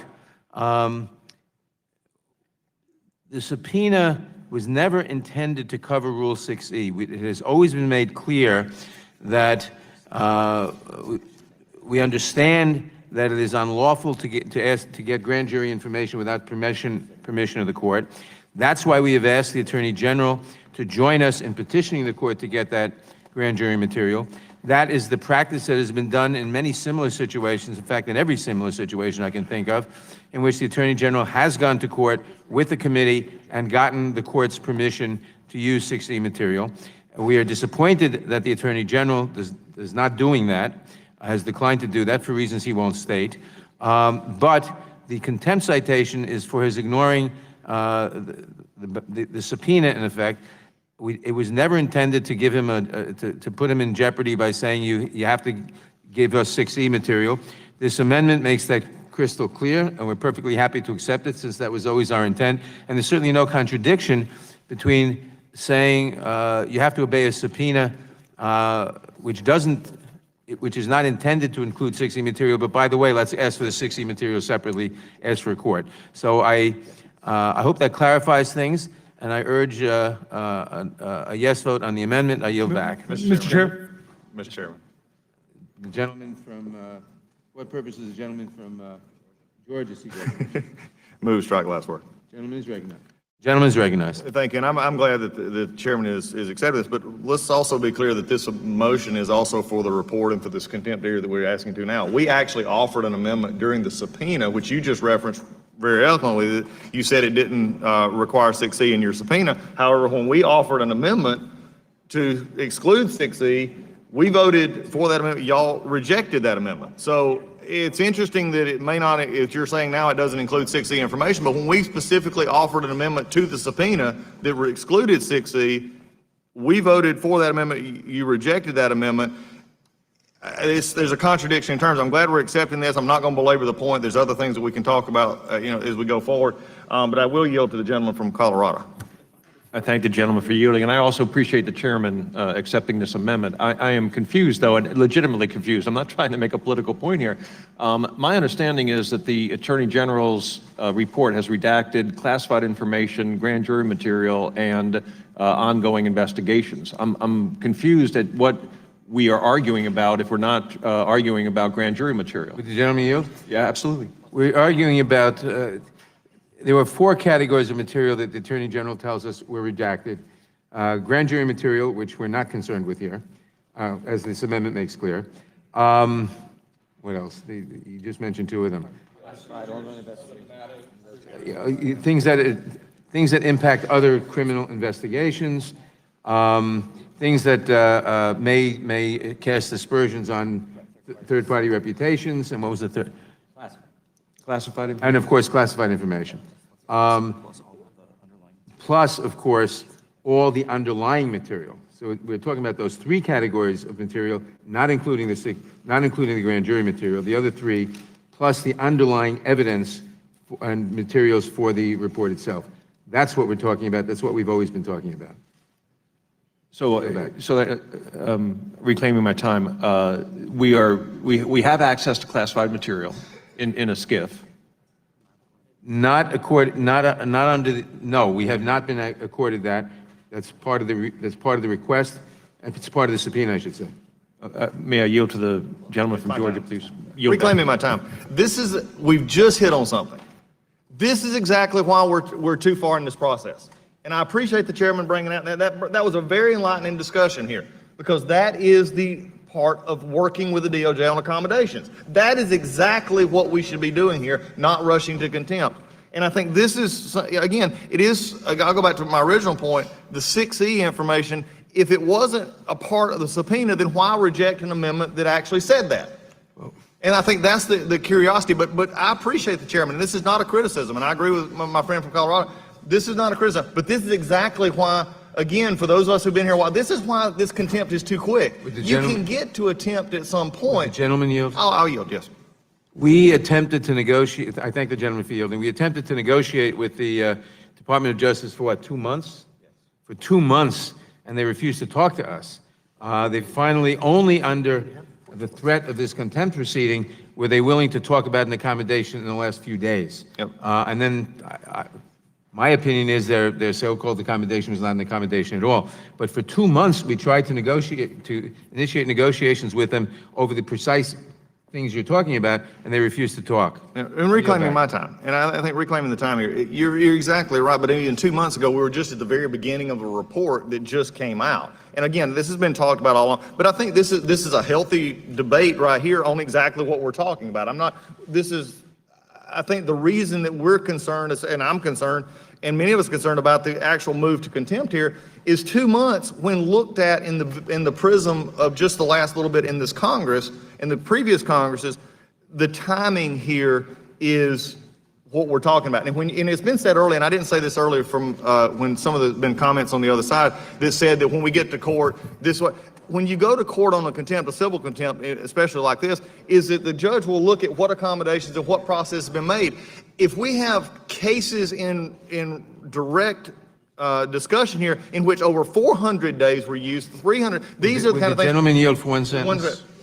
I'm at this point need to yield back. I want to yield back to Mr. Butt for a second. Would the gentleman yield for? I'm yielding to Mr. Would the gentleman yield? I only for have 1 15 more sentence? seconds. I thank you. I would simply point out that 2 months of refusal to talk to us or to negotiate is not trivial. I yield back. And Mr. Chairman, I'll take back my time. I'm not saying it's trivial, but it's not nothing. It's not enough either. And I think that's where our terminology is getting. And again, Mr. Chairman, you yourself were very critical of holding Mr. Holder in contempt. Very critical of him being held in contempt. And that was a process that lasted a long time. And my time's over, and I yield back. Mr. Chairman, I just have a few more questions, if I may, Mr. Chairman, in good faith. Move to strike the last word. Seek recognition. I move to strike the last word. Gentleman is recognized. Thank you, Mr. Chairman. I am wondering what prevents the committee attorneys from going to court and asking the court to disclose grand jury material. We could ask for that waiver ourselves. We don't need the Attorney General's Gentleman yield permission. for an answer? Yeah, I would yield. Nothing. We intend to do exactly that, but the application is greatly strengthened if it is supported by the Attorney General, as opposed to the Attorney General either opposing it, which we don't know he would do, or not supporting it. He has said he would not support it. In every previous case where the committee has gone to court and asked for 6E material, the Attorney General has supported that request. What is new is that he has said he would not support the request, and he's given no reason for that. And Mr. Chairman, reclaiming my time, I believe that in every single case, at least the ones that you have cited in the past, there was an ongoing impeachment proceeding or a select committee that had been impaneled to hear those issues. Would the gentleman yield? Yes.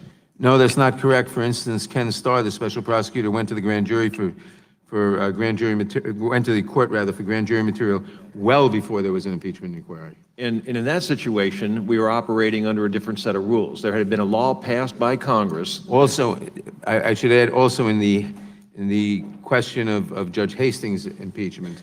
Well, and let me just say what you just said. Yes, we're operating on a different set of rules, but they do not. But the initial grant of power for the special prosecutor and the special counsel differs, and some other things differ too. But they don't differ in any respect in any way with respect to the ability to get information or with the ability to seek the Attorney General's assistance in going to court to get grand jury information. But the law that was passed for the independent counsel statute specifically granted Congress the ability to get grand jury material. The regulation. No, that's incorrect. I'm told that's not true. Okay. The regulation. that it granted it at the discretion of the court. Okay, all right. I just would recommend and ask that if this, that we hold a vote, that this committee authorize staff to go to the court and ask for grand jury Well, material. we certainly intend to do that. I don't know if we need a vote of the committee to do so. If we do, we'll hold such a vote. Okay. I think that resolves at least a portion of the. I don't know that it's a question. We certainly intend to do that. I yield back. The question occurs on the amendment. All in favor of the amendment, say aye. Aye. Opposed? The ayes have it. The amendment is adopted. I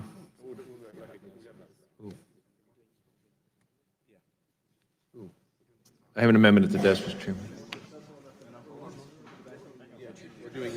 Okay. I recognize myself for the purpose of offering an amendment. The clerk will report the amendment.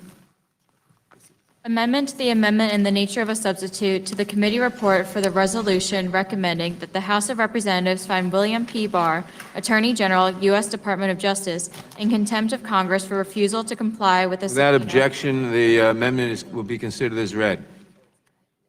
I now recognize myself for the purpose of explaining the amendment. I am introducing this amendment in order to address the last-minute purported claim of executive privilege by the President over the entirety of the material sought by this committee's lawful subpoena. This is a development that just occurred this morning. It is regrettable that this unfounded claim interrupted negotiations that had finally begun after the committee's many requests. The Attorney General and the Department of Justice ignored our repeated attempts at accommodation and compromise for well over a month. Only in the face of a contempt resolution did the department begin to engage in a discussion of accommodation without producing a single page of the underlying evidence or materials. When that effort failed, the Attorney General took the extraordinary step of asking the President to assert executive privilege in order to conceal the entire special counsel report and all the evidence and materials underlying it. There is no legal right to stonewall or to obstruct legitimate oversight. That is what we have been seeing as a result of the President's declaration that he is, quote, fighting all the subpoenas, unquote, issued by Congress. The Attorney General may believe that he is merely following orders and seeking to prevent Congress from carrying out its constitutional responsibilities. But history has shown time and again that the first line of defense against undemocratic rule is for those individuals asked to carry out indefensible orders to show the courage, independence, and belief in the institutions under attack to just say no, as the President's former counsel, Don McGahn, did on a number of occasions. We are disappointed that the Attorney General has again shown with his actions today that he is not that person. He has left this committee no choice but to reject the baseless, improper, and indefensible blanket assertion of executive privilege and pass this resolution holding him in contempt. I am proud we are taking this action in defense of our great nation's constitutional system of checks and balances, which, make no mistake, is clearly under attack. I am proud of this committee for standing up in defense of our democratic institutions and principles that we hold so dear. I yield back the balance of my time. Who seeks recognition? I do, Mr. Chairman. For what purpose does the gentleman seek recognition? Seek recognition to oppose this amendment. Gentleman will. Let's try the last word. Gentleman's recognized. Thank you. I think we're interesting now going into this and then trying to come up with something that, let's just go back, on some grounded points here. Executive privilege is grounded in the Constitution, for the privileges and waivers must be intentional. What we're trying to do and arguing through your amendment here is argue the executive branch talking to the executive branch is somehow a waiver of executive privilege. Chairman, you say that because the report is public, executive privilege has been waived. You rely on the ESPY case referred to as in re sealed case. The court that had executive privilege waivers must be intentional. In the ESPY case, the White House counsel's office conducted an investigation and made the resulting report public. In fact, the court said, since executive privilege exists to aid the governmental decision-making process, a waiver should not be lightly inferred. The court had refused to take an all-or-nothing approach to executive privilege.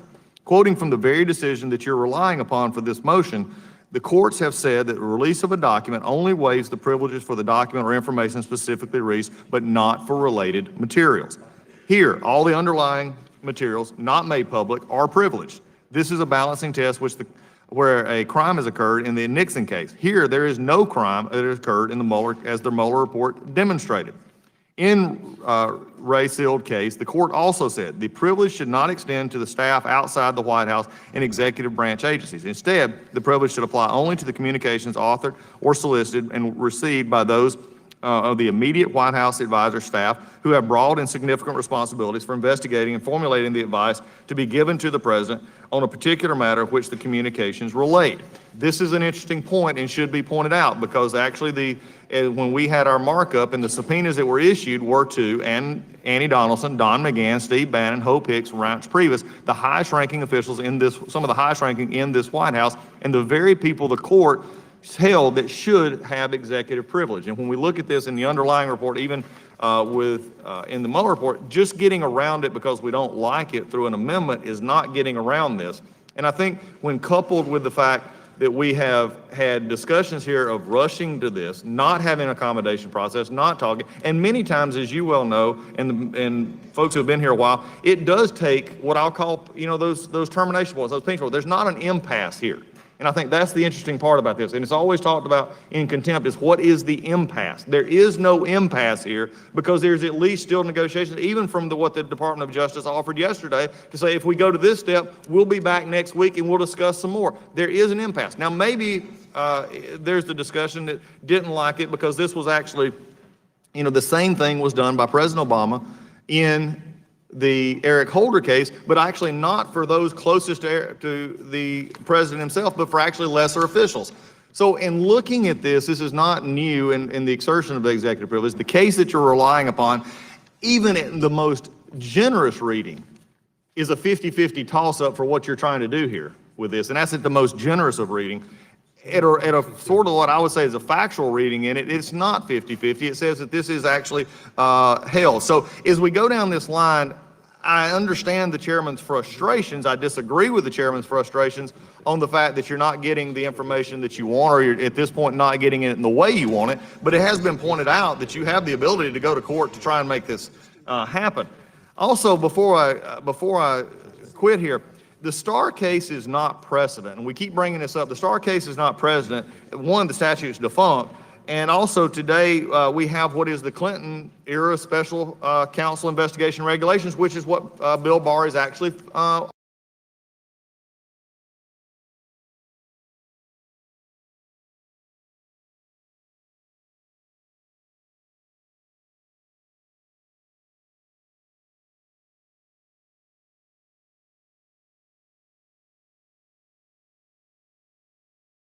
to say that this is actually for that. But if you actually get into it, and especially what your subpoenas asked for, those closest to the president, this case actually sides and leans more toward what my argument that this case does not apply, and that your amendment is not should not be well taken and should be voted down. We have a lot left to go here. There's more problems with this than just the executive privilege issue that has been listed here. There is the problem of once you get before a judge and saying, what did you actually do to ask and get to this? There's no accommodations been made. This is, again, a process and a rush to judgment. I would encourage all members to read the case, read the underlying case that this is based on, and reject this motion as it is offered. And with that, I yield back. Thank the gentleman. Having used far less than my allotted 5 minutes, and having just realized that in the haste with which we prepared this, I neglected to actually describe what the amendment actually does, I yield myself 15 seconds for that purpose. The amendment supplements the contempt report to address the Attorney General's statement last night and letter this morning that he is asserting executive privilege over the redacted portions of the report and all underlying materials. The amendment also then explains some of the many reasons why we believe that assertion of privilege lacks any valid basis. I yield back. Who seeks recognition? Then we'll take the vote on the gentlelady from Pennsylvania is recognized. For what purpose does the gentlelady from Pennsylvania seek recognition? Gentlelady is recognized. Thank you, Mr. Chairman, and thank you for offering this amendment, which I support. I was puzzled, maybe like many of you, that we received this morning. I received it here in hand at about 10 o'clock this morning, a letter dated today, May the 8th, 2019, addressed to the President, the White House, Washington, D.C. Dear Mr. President, I am writing to request that you make a proactive assertion of executive privilege with respect to the Department of Justice documents recently subpoenaed by the Committee on Judiciary of the House of Representatives that is signed by William Barr, Attorney General, not personal attorney to the President, Attorney General Barr. And I contrast that with something I was taking a look at, dated January 29th of last year, 2018, written by personal attorney for the President, John Dowd, to Robert Mueller, in response to Robert Mueller asking for the President to come on in and testify, to interview with the President and discuss concerns regarding the report and the investigation. There's a list of some 15 areas of concern that the special counsel asked for the President to come on in and discuss. And guess what his personal attorney, John Dowd, said during this long letter? After reviewing the list of topics you presented, it is abundantly clear to the undersigned that all of the answers to your inquiries are contained in the exhibits and testimony that have already been voluntarily provided to you by the White House and witnesses, all of which clearly show there was no collusion with Russia and that no FBI investigation even could have been obstructed. Farther down in the letter, we all remain in agreement that your office has received unprecedented access and voluntary cooperation in the collection of all documents requested by the White House. It goes on to further say, in an effort to provide complete transparency, the President waived the obviously applicable privileges where appropriate in order to show both the Congress and the special counsel to see all relevant documents. His personal attorney more than a year ago waived the privilege, said everybody came in, they had the right to testify, they had the right to meet, they spoke for hours, whether it was McGahn or any others, Hope Hicks and others. And yet this morning, the Attorney General asked the President, please claim, put a big drape over this thing. Please claim privilege. And then we later got a letter from the Attorney General saying he's claimed privilege. So I guess there was a conversation there. Imagine that. An Attorney General sworn to uphold the oath of his office, to be an independent, highest voice of the law of the land, hanging a heavy drapery of distortion, distraction, and deception over this incredible, important investigation. Mr. Chairman, we are at a grave moment. I thank you for holding this very important hearing on contempt. Our constitutional system of government is in jeopardy. We have to make sure that we protect the rule of law. We are up against an administration that cares nothing for the rule of law, cares only for self. And we need to see the entire Mueller report.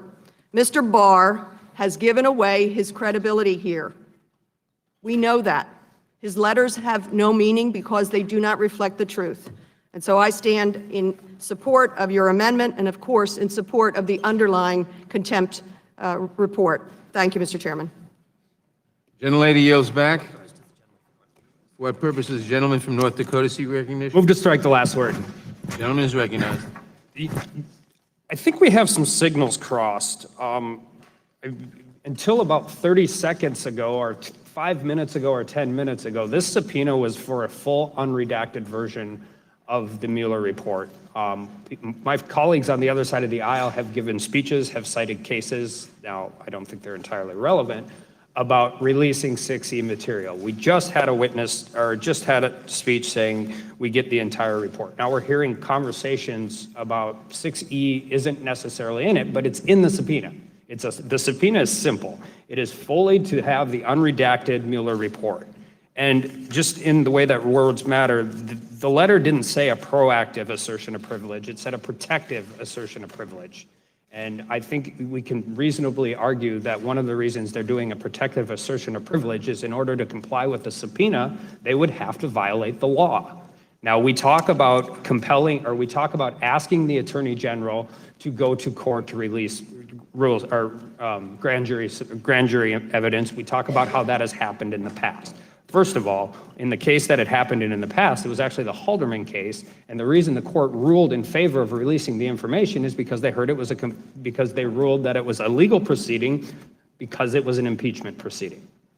Secondly, the Attorney General has no obligation to go to court, and by issuing a subpoena, this committee cannot compel him to go to court. This committee can go to court on its own to try and release that information, but by the way, and I'll be offering an amendment later, there's no guarantee that is going to happen either. So when we're having this conversation, when we're giving speeches, when we're going on CNN, when we're going on MSNBC, let's at least talk about what this is about. The subpoena was to release the full unredacted report. And regardless of the colloquy we're having today, regardless of the debate we're having on this dais about that very information, that's what the subpoena says. So when you issue a protective assertion of privilege, you have the right to do that, particularly, I think, if you're the Attorney General and you think you'll have to violate the law in order to comply with the subpoena. Secondly, and I think it becomes interesting and more important when we discuss how this has moved forward and where we're at. And by that, I mean, we're citing the SB case, we're saying that we have all of these different issues, but nothing that has been redacted has been shared. It's only been shared from executive to executive. None of the underlying information has been shared. To say that there isn't a valid claim of assertion of executive privilege on that information, I think I agree with the ranking member, is a jump ball at best. Will the gentleman yield? With that, yeah, I yield. Mr. Armstrong, and with great respect, I guess the question may be to Ranking Member Collins. You said that executive privilege has not been waived with respect to the redacted portions of the report. Now, I'm not talking about the grand jury piece. I'm talking about the other pieces. My understanding is that the ranking member has seen that unredacted material. Am I mistaken? I haven't seen it, so. I know you haven't seen it, Mr. Armstrong, which is why we're here, right? I mean, fundamentally, it's so that the members of this committee, as well as the members, I would say, of the Intelligence Committee, I might add, can have access to those unredacted portions of the report so that we can ultimately do our jobs. And so I just want to clarify that piece. And the answer, I think, becomes when you go into a contempt proceeding as you're working through this, and I'm confused now as to whether 6E material is part of the subpoena. Actually, I'm not. I know it is part of the subpoena, but it's part of the conversation that has gone on. So asserting protective assertion of privilege, I mean, they have the right to do that. What the ranking member has seen and hasn't seen under those settings, I think, is a completely different conversation. I yield back. The gentleman yields back. Who seeks recognition? The gentlelady from, for what purpose does the gentlelady from Texas seek recognition? Gentlelady is recognized. I'd like to thank Mr. Neguse for giving a moment of clarity for the basis of this hearing and this markup, which is to illuminate on the unredacted entirety of the document, unredacted. But I'd like to add just a point or two of clarification. I just want to rhetorically ask the question, if the document was issued during the time frame of 2012 to 2016, it was the previous president, what my friends on the other side of the aisle would be engaged in. There would be no doubt in my mind that they would be raging for the entire report. They would not only subpoena, they might even use inherent powers to attempt to incarcerate some of the administration officials under the Obama administration. We now are working on the basis of our chairman having worked extensively on accommodation. That terminology means that we've been reaching out to the Department of Justice to work with their lawyers to find a common ground to provide the documents that we ask.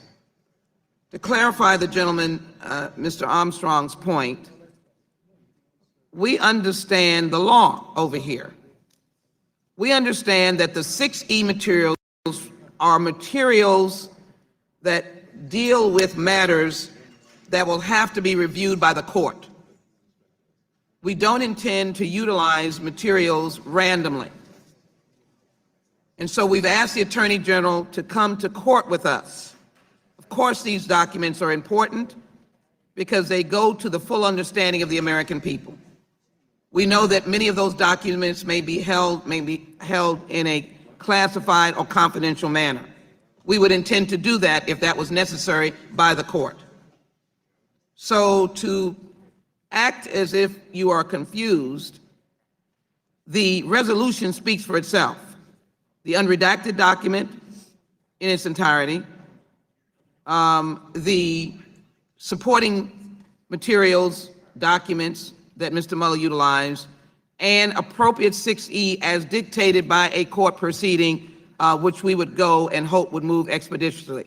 The reason why this is so important for the courts to look at this seriously is, again, whether you use the word protected or proactive, it is the request for a blanket use of the executive privilege, which, as I said earlier, is historic. Today, on this day, in 2019, you are seeing a request on May 8th for something that has never been requested by any president of the United States, no matter how much review, investigation, and trouble they might be in. So this is historic. And I believe for the very infrastructure of the Constitution, there is no way that we can yield or cede to a blanket request for executive privilege.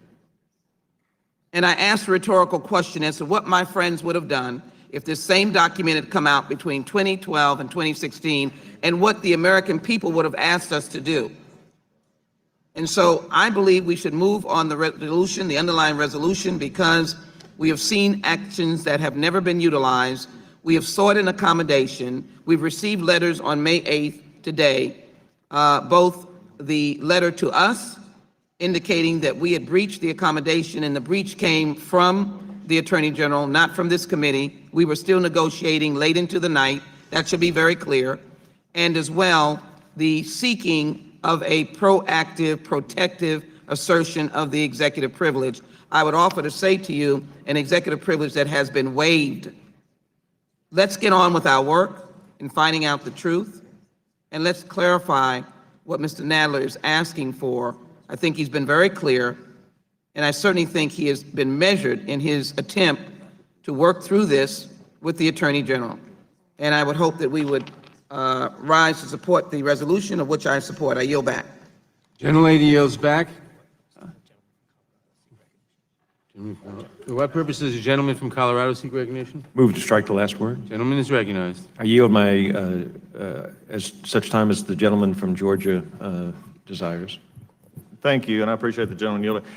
And I agree, and this is one of the things that I've thought about a while, and as I mentioned, it was a very true, sincere. I think we have a lot of good attorneys on this committee. That's why we were, objecting not to have questions. And I would, if my friend from Texas and I were in a courtroom together, my immediate thought as an old trial lawyer would be objection calls for speculation. You're asking what speculation would be on what we would say, but I don't have to have speculation on this. I have facts. What did happen during the previous administration when a contempt proceeding was going on? They actually did, the DAG actually made the preemptive assertion, Jim Cole actually made the preemptive assertion for the privilege.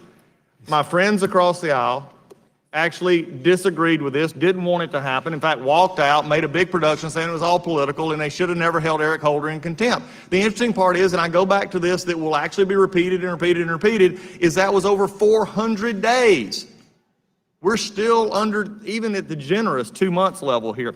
And I think it's really interesting happening because I want to go back to the, really the interesting issue that Mr. Neguse brought up, which was a valid point. It says something to bring up, but it also strengthened my argument that we're going too quickly, that there were accommodations made. The Department of Justice were in the process of making accommodations, and they made that from the original intent of letting members go. That was never, I've never saw a definitive statement that said that's all we'll ever do.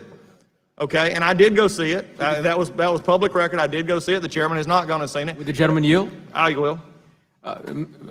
Ranking member, with all the respect in the world, while I appreciate that, it seems to me that it's been pretty clear from the Department of Justice that they will only allow you and the chairman of this committee, as well as a few other members of this Congress, of this House, to see the materials you have. Our point is that the Republican members of the Judiciary Committee, as well as the Democratic members of this committee, as well as the Republican and Democratic members of the Intelligence Committee, ought to be able to review these materials to perform their critical constitutional duties. And that's why the ranking member of the Intelligence Committee, Devin Nunes, joined with the chairman of the Intelligence Committee, Adam Schiff, in making the same request that this committee has made. Yeah, reclaiming my time, and I appreciate the gentleman there, and I think this is the exact thing. That was the request actually was made yesterday. Is we'll have this request. There's never been a definitive. We'll never do because we've actually seen a request or an offer made yesterday that was rejected, and that's why we're here today. That's part of negotiations. As anyone who's went through a negotiation process, that's part of the negotiation. You may not like the timing, you may not like it, but again, in less than 40 days, it's pretty interesting when we had 400 days and over 300 days with Holder and then also with Myers and Bolton. It's, again, I think we're conflating the issues here, and it's really interesting. The 6E information, we don't need to gloss over that. If you're watching and you're seeing this, don't gloss over the fact that we previously in this committee, the majority rejected an amendment that said 6E information is not going to be a part of this, because now we're looking at this information, and it's been said several times, what is the relevant and what are the speculation and where we go from. I go back to a statement that I made just the other day when the chairman and I were talking about another amendment, and it goes back to this, and this is just true. We vote on words on paper, not intent.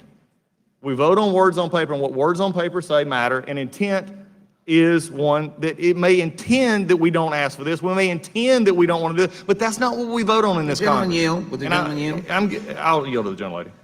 I thank the gentleman. We certainly could be in the courtroom. I just want to clarify that Mr. Holder's activities were far more distinctive for the actual acts of the President of the United States. We are dealing with the actual acts of a President of the United States. And what I was saying, if that occurred between 2012 and 2016, you would be, my good friends, rushing toward a particular procedure. This has to do with actual acts of the presidency. I yield back to you. And I reclaim my time, and that is exactly what I believe my friends and as my friends have said, you are rushing toward. But I also go back to this amendment to the gentlelady. This amendment is actually based on a case, and as I laid that out very clearly, this case is when you look at it even from the Holder perspective, wouldn't even apply there. This is actually the SB case we go for. Again, I think this all goes into the very assumption that this is why we need, why this is rushed. That's why we've said this all along, and it just goes back to the court, because if taken to court, if my friends take this to contempt to court, if that's what they're intending to do,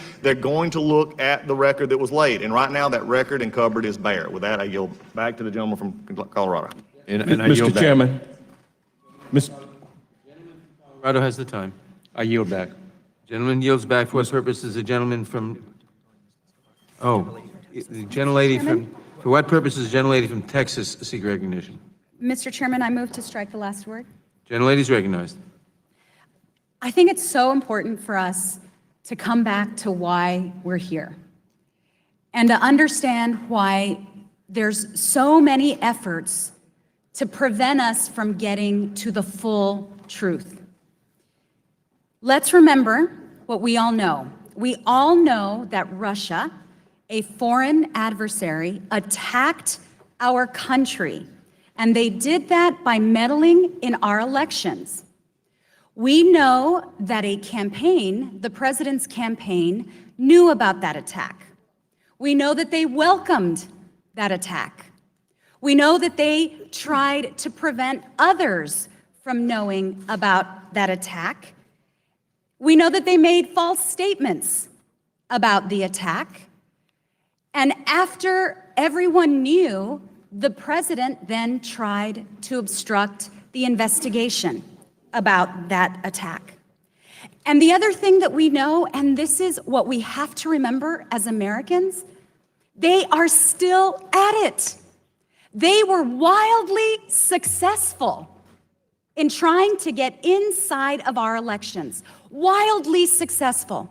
And they are still at it. That's why we are here. That's why we are trying to get to the truth. That's why we are fighting so hard for the American public to have access to everything. It's not that complicated. It's actually pretty simple. But I'll tell you, I'm new here, and earlier one of my colleagues, Ms. Scanlon, said she's also new, how this whole thing really saddens her. And Mary Gay, it saddens me too. I can't believe this. I cannot believe this. Something that should be unifying Republicans and Democrats alike, fighting for this country, fighting for the integrity of our democracy, fighting for our elections, fighting for the American people. But instead, this is what we get. We get different ways and avenues and strategies to obstruct getting to the full truth. I want to remind everyone here, and I want to remind the American public about the oath that we took. We took an oath the day we were sworn in to support and defend the Constitution of the United States against all enemies, foreign and domestic. Further, that we will bear true faith and allegiance to the same. I remember my oath. I take my oath seriously. And all of these efforts to create obstacles and roadblocks to getting to the full truth, shame, shame, shame, shame. Mr. Chairman, I support your amendment. I support this resolution. And it's about time that everyone unite and fight for the American public. The gentlelady yield. I do. I yield. Yes, we simply do not have 400 days to wait before making sure that we are protected in the 2020 election. We know that in 2016, the Russians interfered with our election so that they could help Donald Trump get elected. Donald Trump will stand for re-election again in a very short period of time, and we don't have 400 days to wait to determine whether or not we are in shape to withstand any additional attempts for the Russians to try to interfere to help Trump get reelected. And I don't want the public to be confused. 6E is not the issue here. We know that we have to get with the courts in order to obtain grand jury information. We know that, and we're prepared to do that. Ordinarily, the Attorney General would go with us to court to do that, but he doesn't want to do that. But the other three things that they are withholding information from they are redacting the Mueller report for are for ongoing matters. They don't say ongoing investigations or prosecutions, ongoing matters. What does that mean? National security, sources and methods. We can deal with that. And then the third thing, embarrassing information on peripheral third parties not charged. Those are things that we need to be negotiating about, and this administration has refused to do so, and that's what this contempt proceeding is all about. And with that, I yield back. I yield back my time.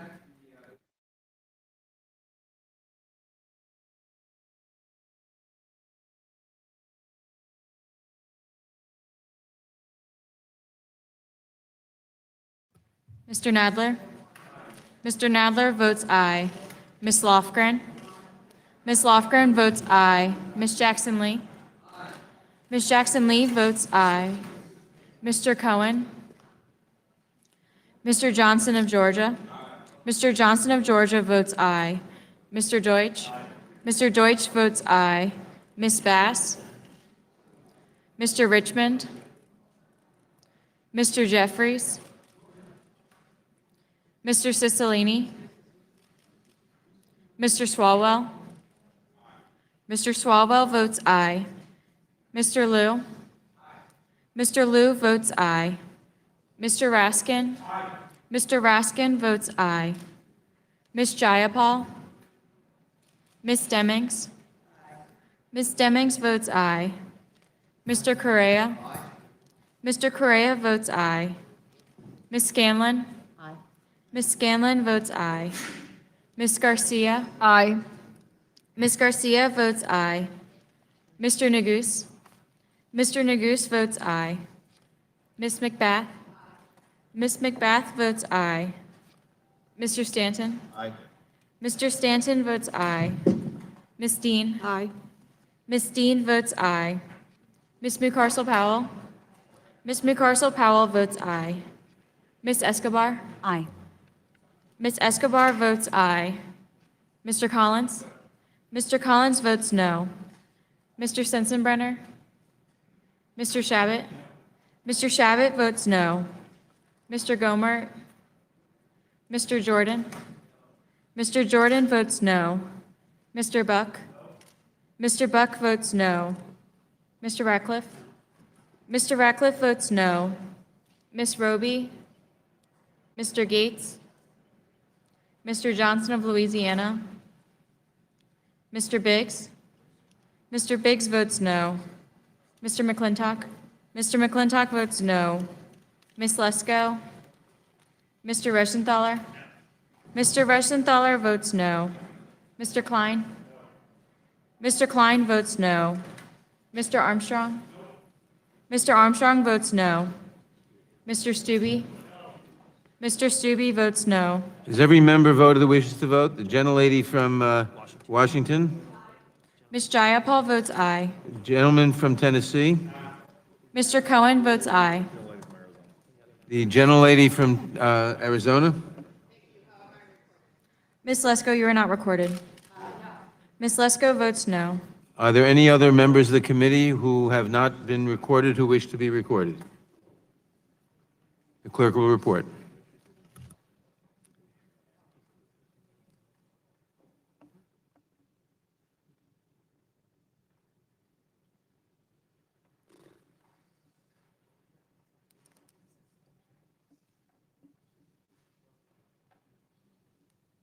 Mr. Chairman, there are 20 ayes and 12 noes. The ayes have it. The amendment is agreed to. There are votes about to be called on the floor at 1:30. It is now 1:31. They should be called momentarily. The committee will stand in recess until 2:30. That should give members time to get a little quick lunch, too. The committee will stand in recess until 2:30.